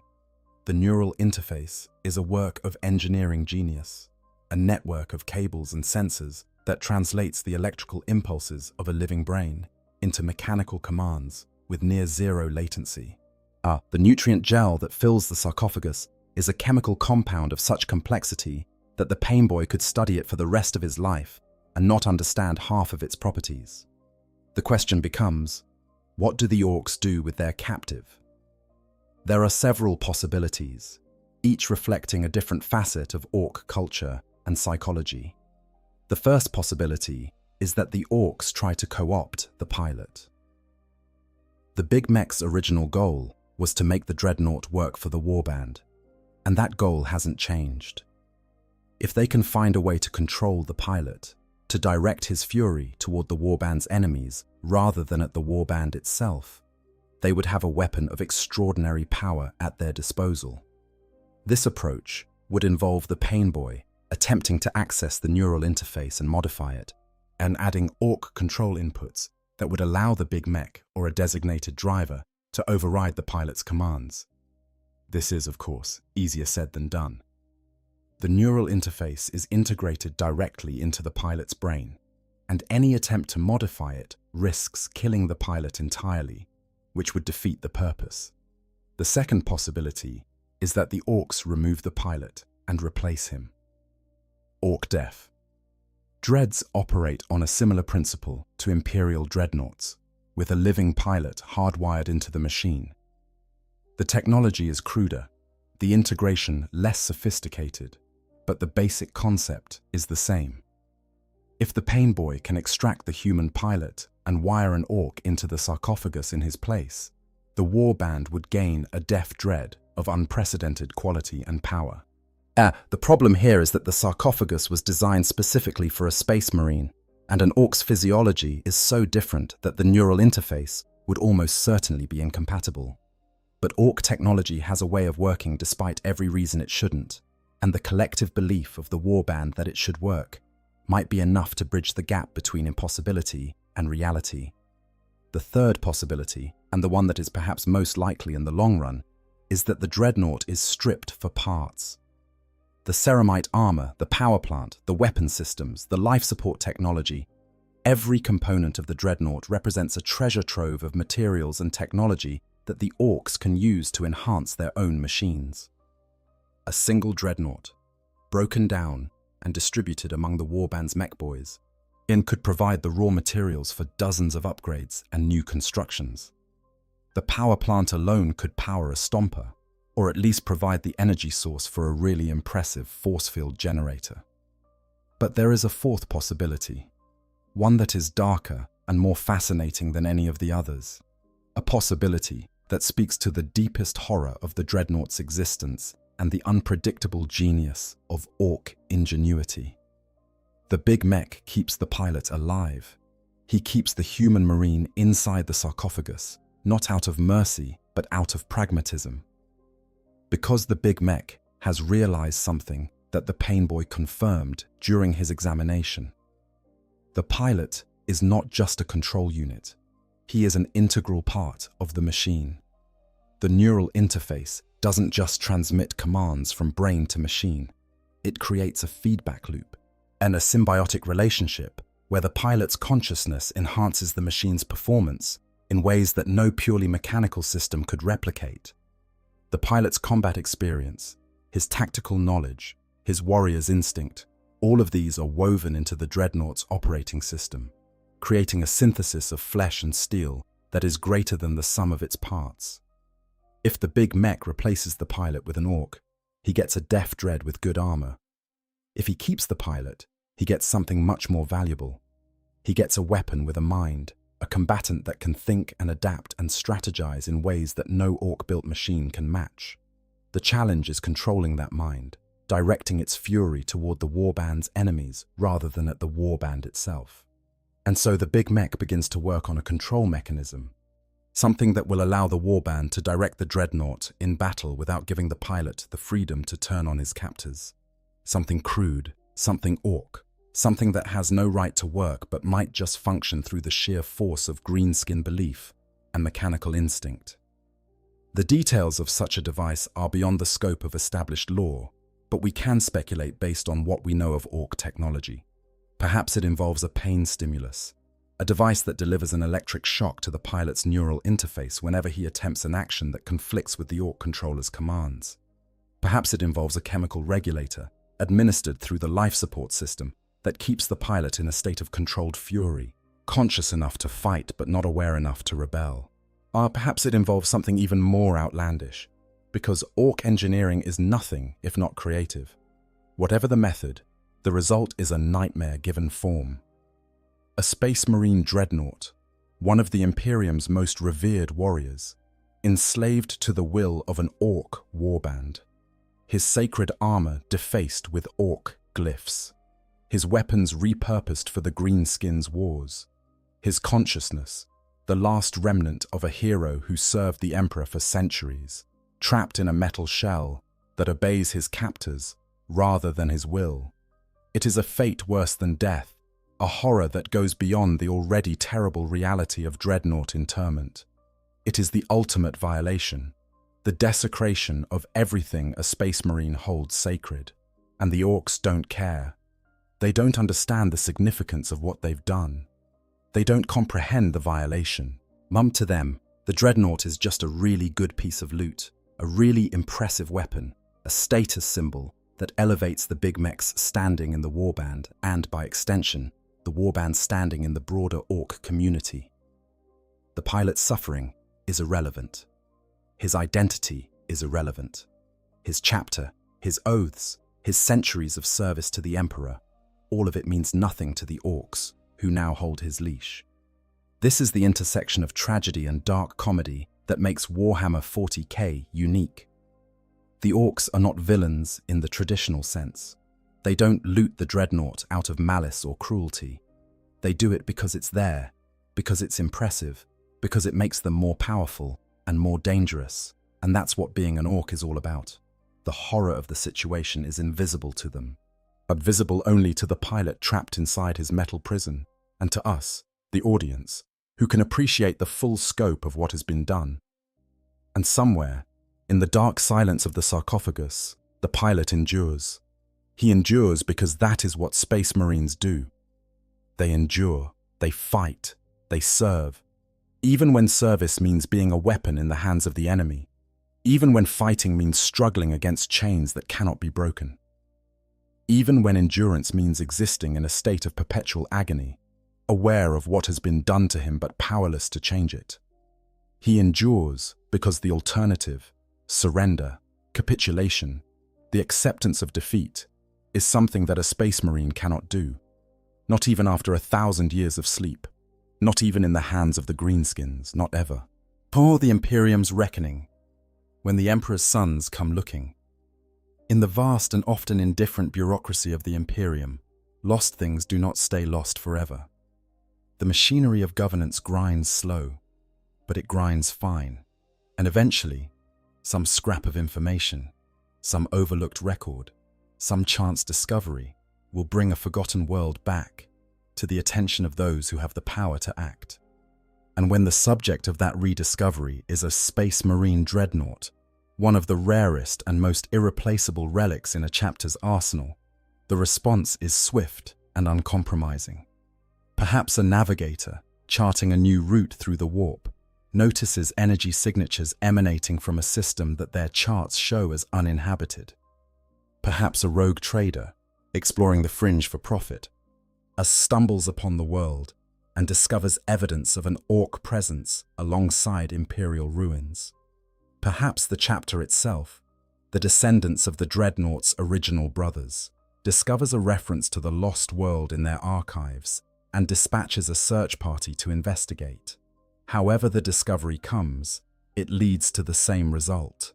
Space Marines are coming, and they want their Dreadnought back. The recovery mission that follows would be a chapter action of the highest priority.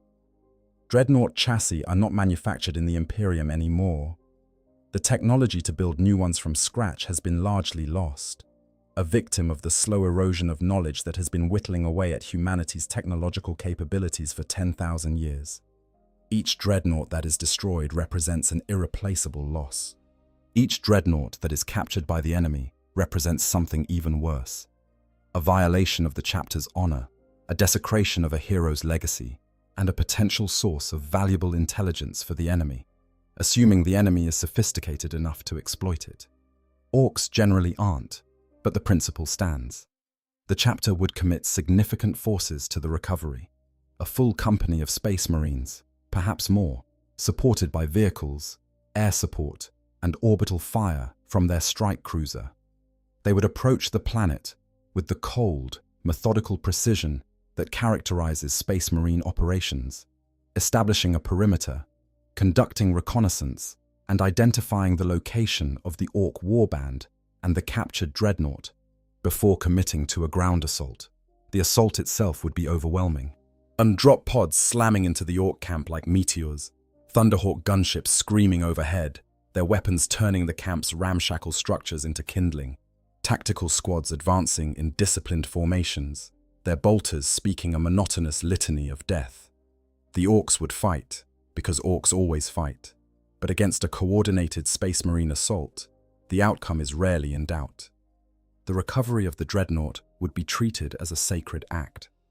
Chaplains would lead the retrieval team, offering prayers of purification as they approached the defiled machine.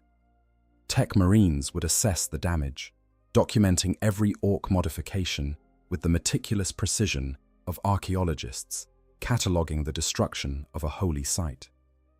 The Ork additions, the extra armor plates, the crude weapons, the garish paint, and all of it would be carefully removed, the original machine revealed beneath like a saint's icon, uncovered from beneath layers of vandalism.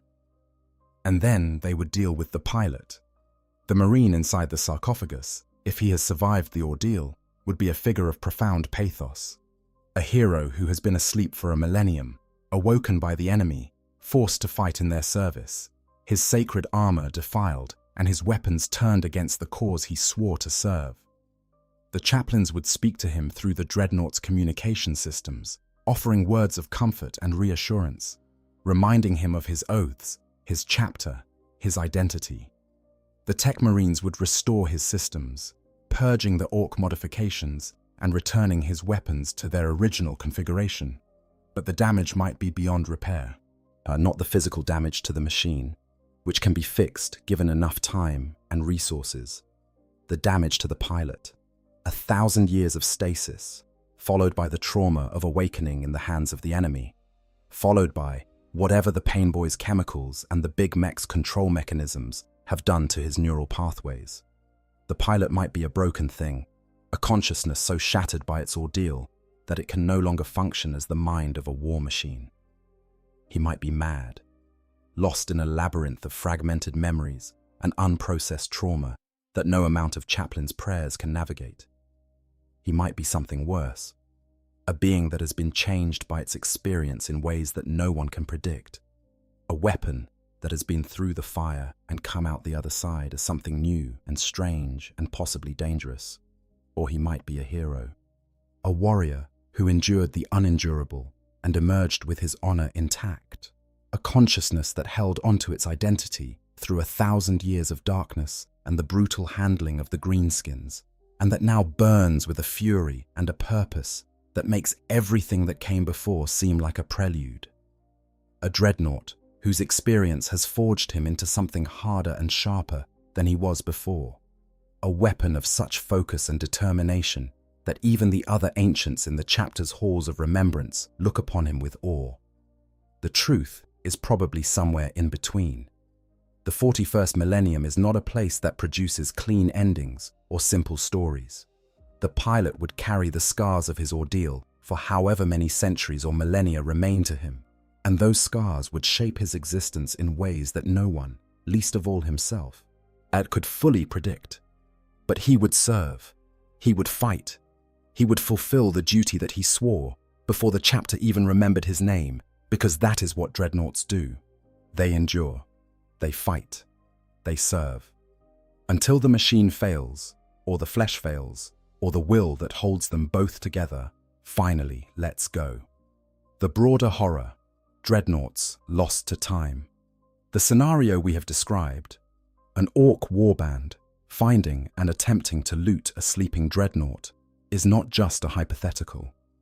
It is a reflection of a real and ongoing problem in the lore of Warhammer 40,000.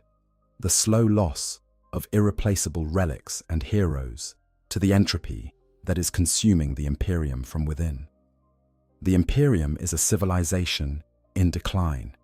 It has been in decline for 10,000 years. No, since the Emperor was interred upon the Golden Throne and the bureaucracy that runs the galaxy in his name began its long, slow descent into ossification and incompetence. Technology is being lost. Knowledge is being forgotten. Systems that once functioned with smooth efficiency are now riddled with corruption, neglect, and the accumulated errors of millennia. And among the things being lost are the dreadnoughts, those walking repositories of history and martial prowess that represent some of the Imperium's most valuable and irreplaceable assets. Every century, somewhere in the galaxy, a dreadnought is lost. Perhaps its chapter is destroyed in battle, wiped out by a Xenos invasion or a Chaos incursion that leaves no survivors to maintain the chapter's holdings.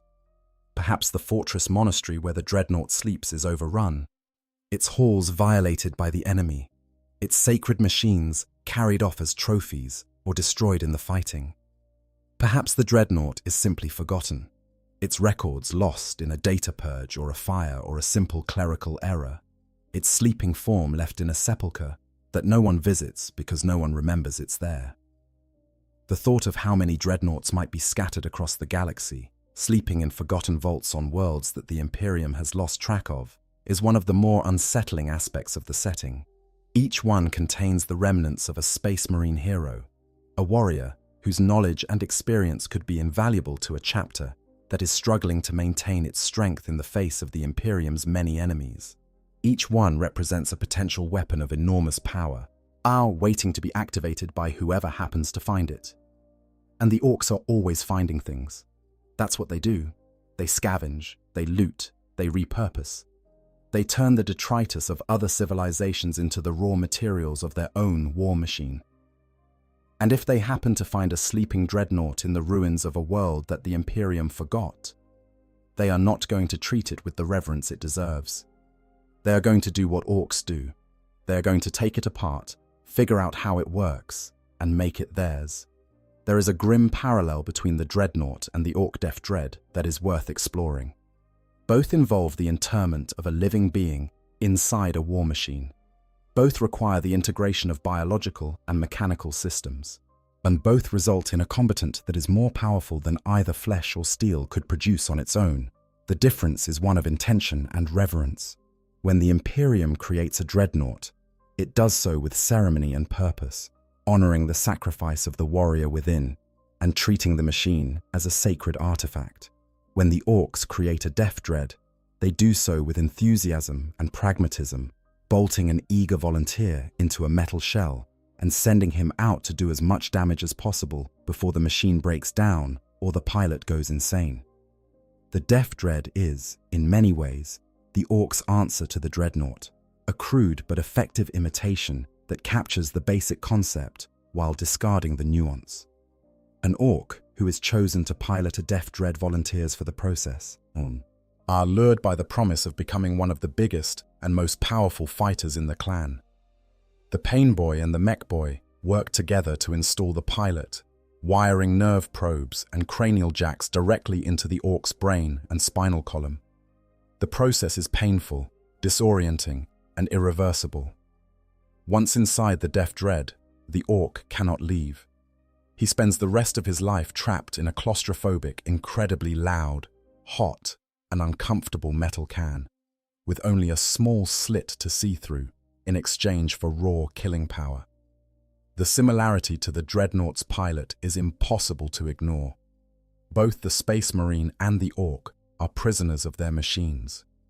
Both have traded their bodies for weapons. Both are sustained by technology that they do not fully understand or control. The difference is that the Space Marine was given no choice. But his interment was a decision made for him by his brothers, while the Ork volunteered, drawn by the promise of power and the thrill of destruction. But in both cases, the result is the same. A consciousness trapped inside a metal shell, living a half-life that is simultaneously more powerful and more diminished than the life it replaced.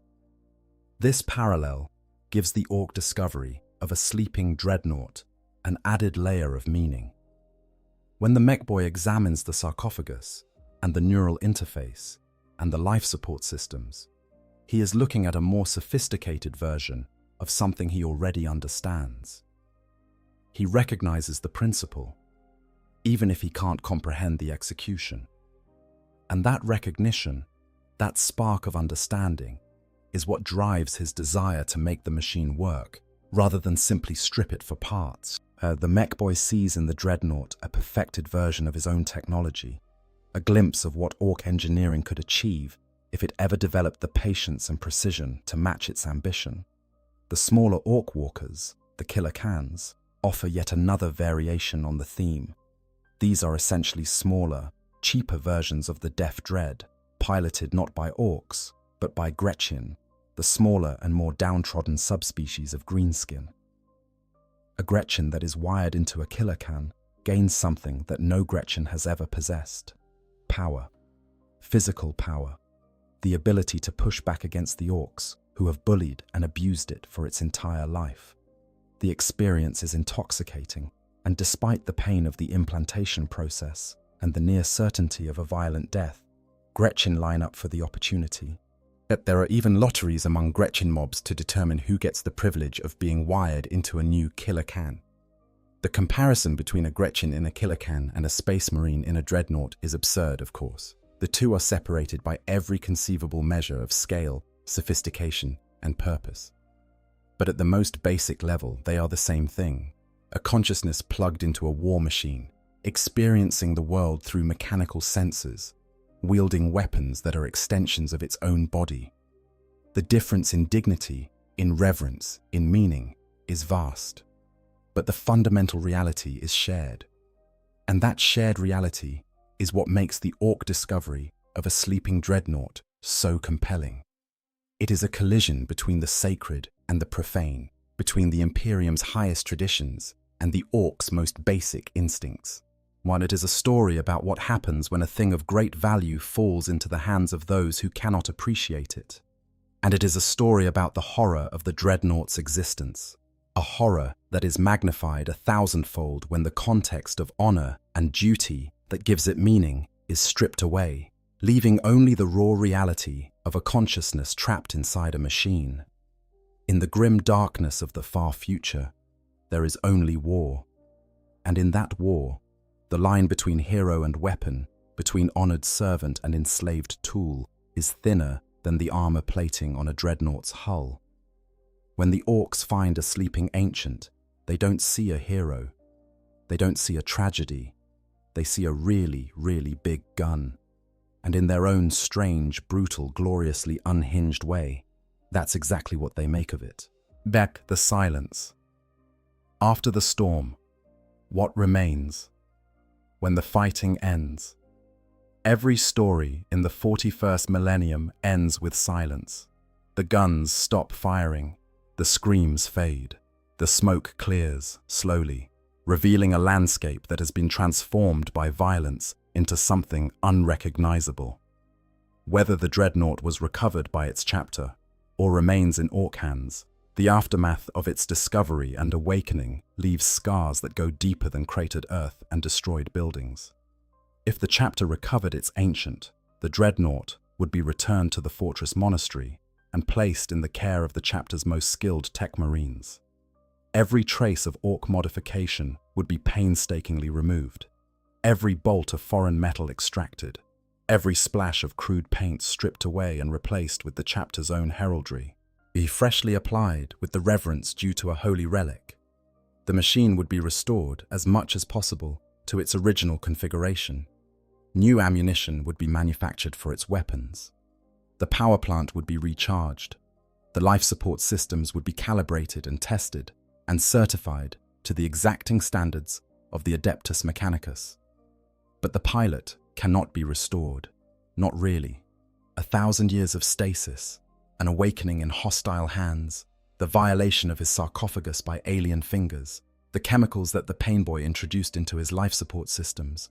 All of these experiences have left marks on a consciousness that was already stretched thin by centuries of mechanical existence. The pilot might function, he might fight, he might even excel, yet driven by a fury that burns hotter than anything he felt in his previous service. But he will never be the same. He will carry the memory of his ordeal, or the absence of that memory, which might be worse, for the rest of his existence. The chapter would honor him. They would add new laurels to his sarcophagus, new kill markings to his hull, new verses to the hymns that are sung when the ancients are awakened. His name would be spoken with extra reverence, his saga expanded with a new chapter that tells of his captivity and his rescue and his continued service. To the young Marines who train in the chapter's practice halls, he would be a legend twice over, a hero who fought the enemies of the Emperor and then fought the greatest enemy of all, the despair of being utterly alone, abandoned, and at the mercy of the alien. And in the deep halls of the fortress monastery, when the lights are low and the other dreadnoughts sleep in their cradles, the recovered ancient would sit in his own cradle and listen to the hum of his life support systems and wonder if the darkness of stasis is really so different from the darkness of captivity. He would wonder if his chapter truly rescued him, or simply changed the nature of his imprisonment.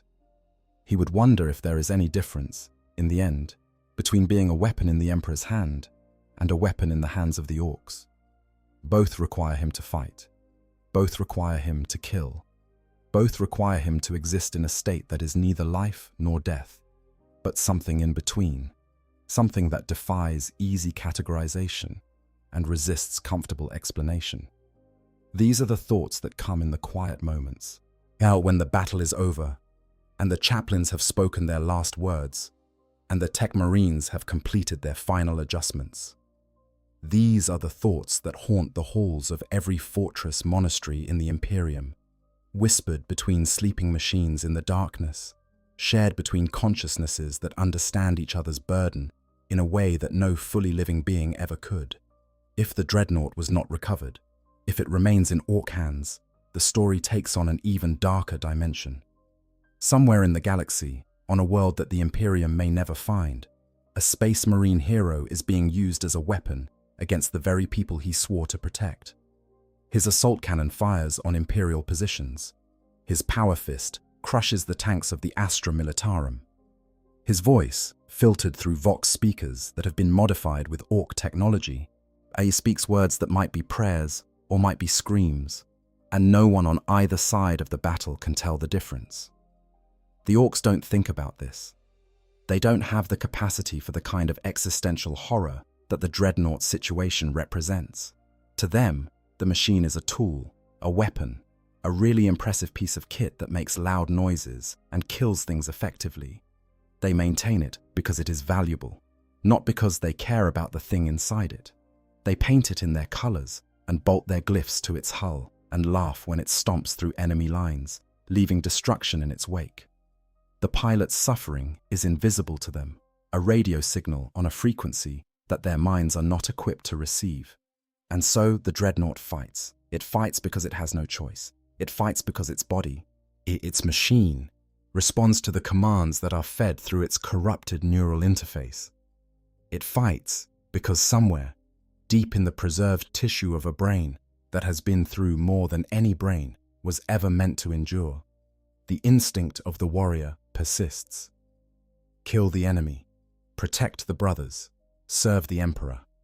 The commands are the same, even if the context has changed beyond all recognition. The enemy is now whoever the Orks point the Dreadnought at. The brothers are now a mob of green-skinned aliens who can't tell a prayer from a scream. And the Emperor, the distant, all-knowing, all-silent Emperor, offers no guidance and no rescue. This is the horror that lurks beneath the surface of the Dreadnought's lore. Not the physical horror of being trapped in a machine, though that is terrible enough, but the existential horror of losing the meaning that makes the suffering bearable. A Dreadnought, in the service of its chapter, can draw comfort from the knowledge that its sacrifice has purpose, that its pain serves the Emperor's will, that its continued existence protects its brothers and upholds the honor of its chapter. Strip all of that away, and what remains?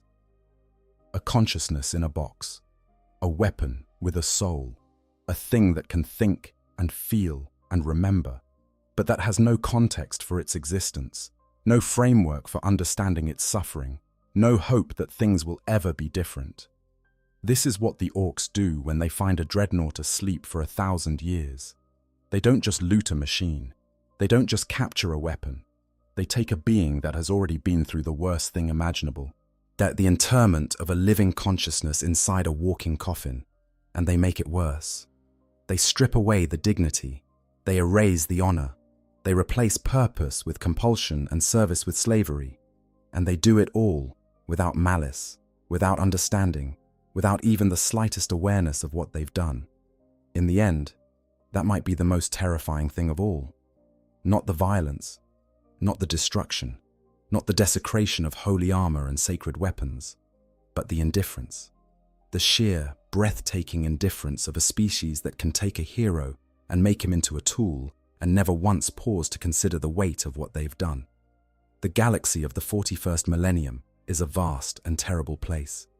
It is a place where empires rise and fall like waves on an ocean, a place where entire civilizations are born and destroyed in the span of a millennium, where the greatest horrors are not the ones that are inflicted with purpose, but the ones that happen by accident, by neglect, by the simple fact that the universe is too large and too indifferent to care about the suffering of any individual being, no matter how extraordinary that being might be.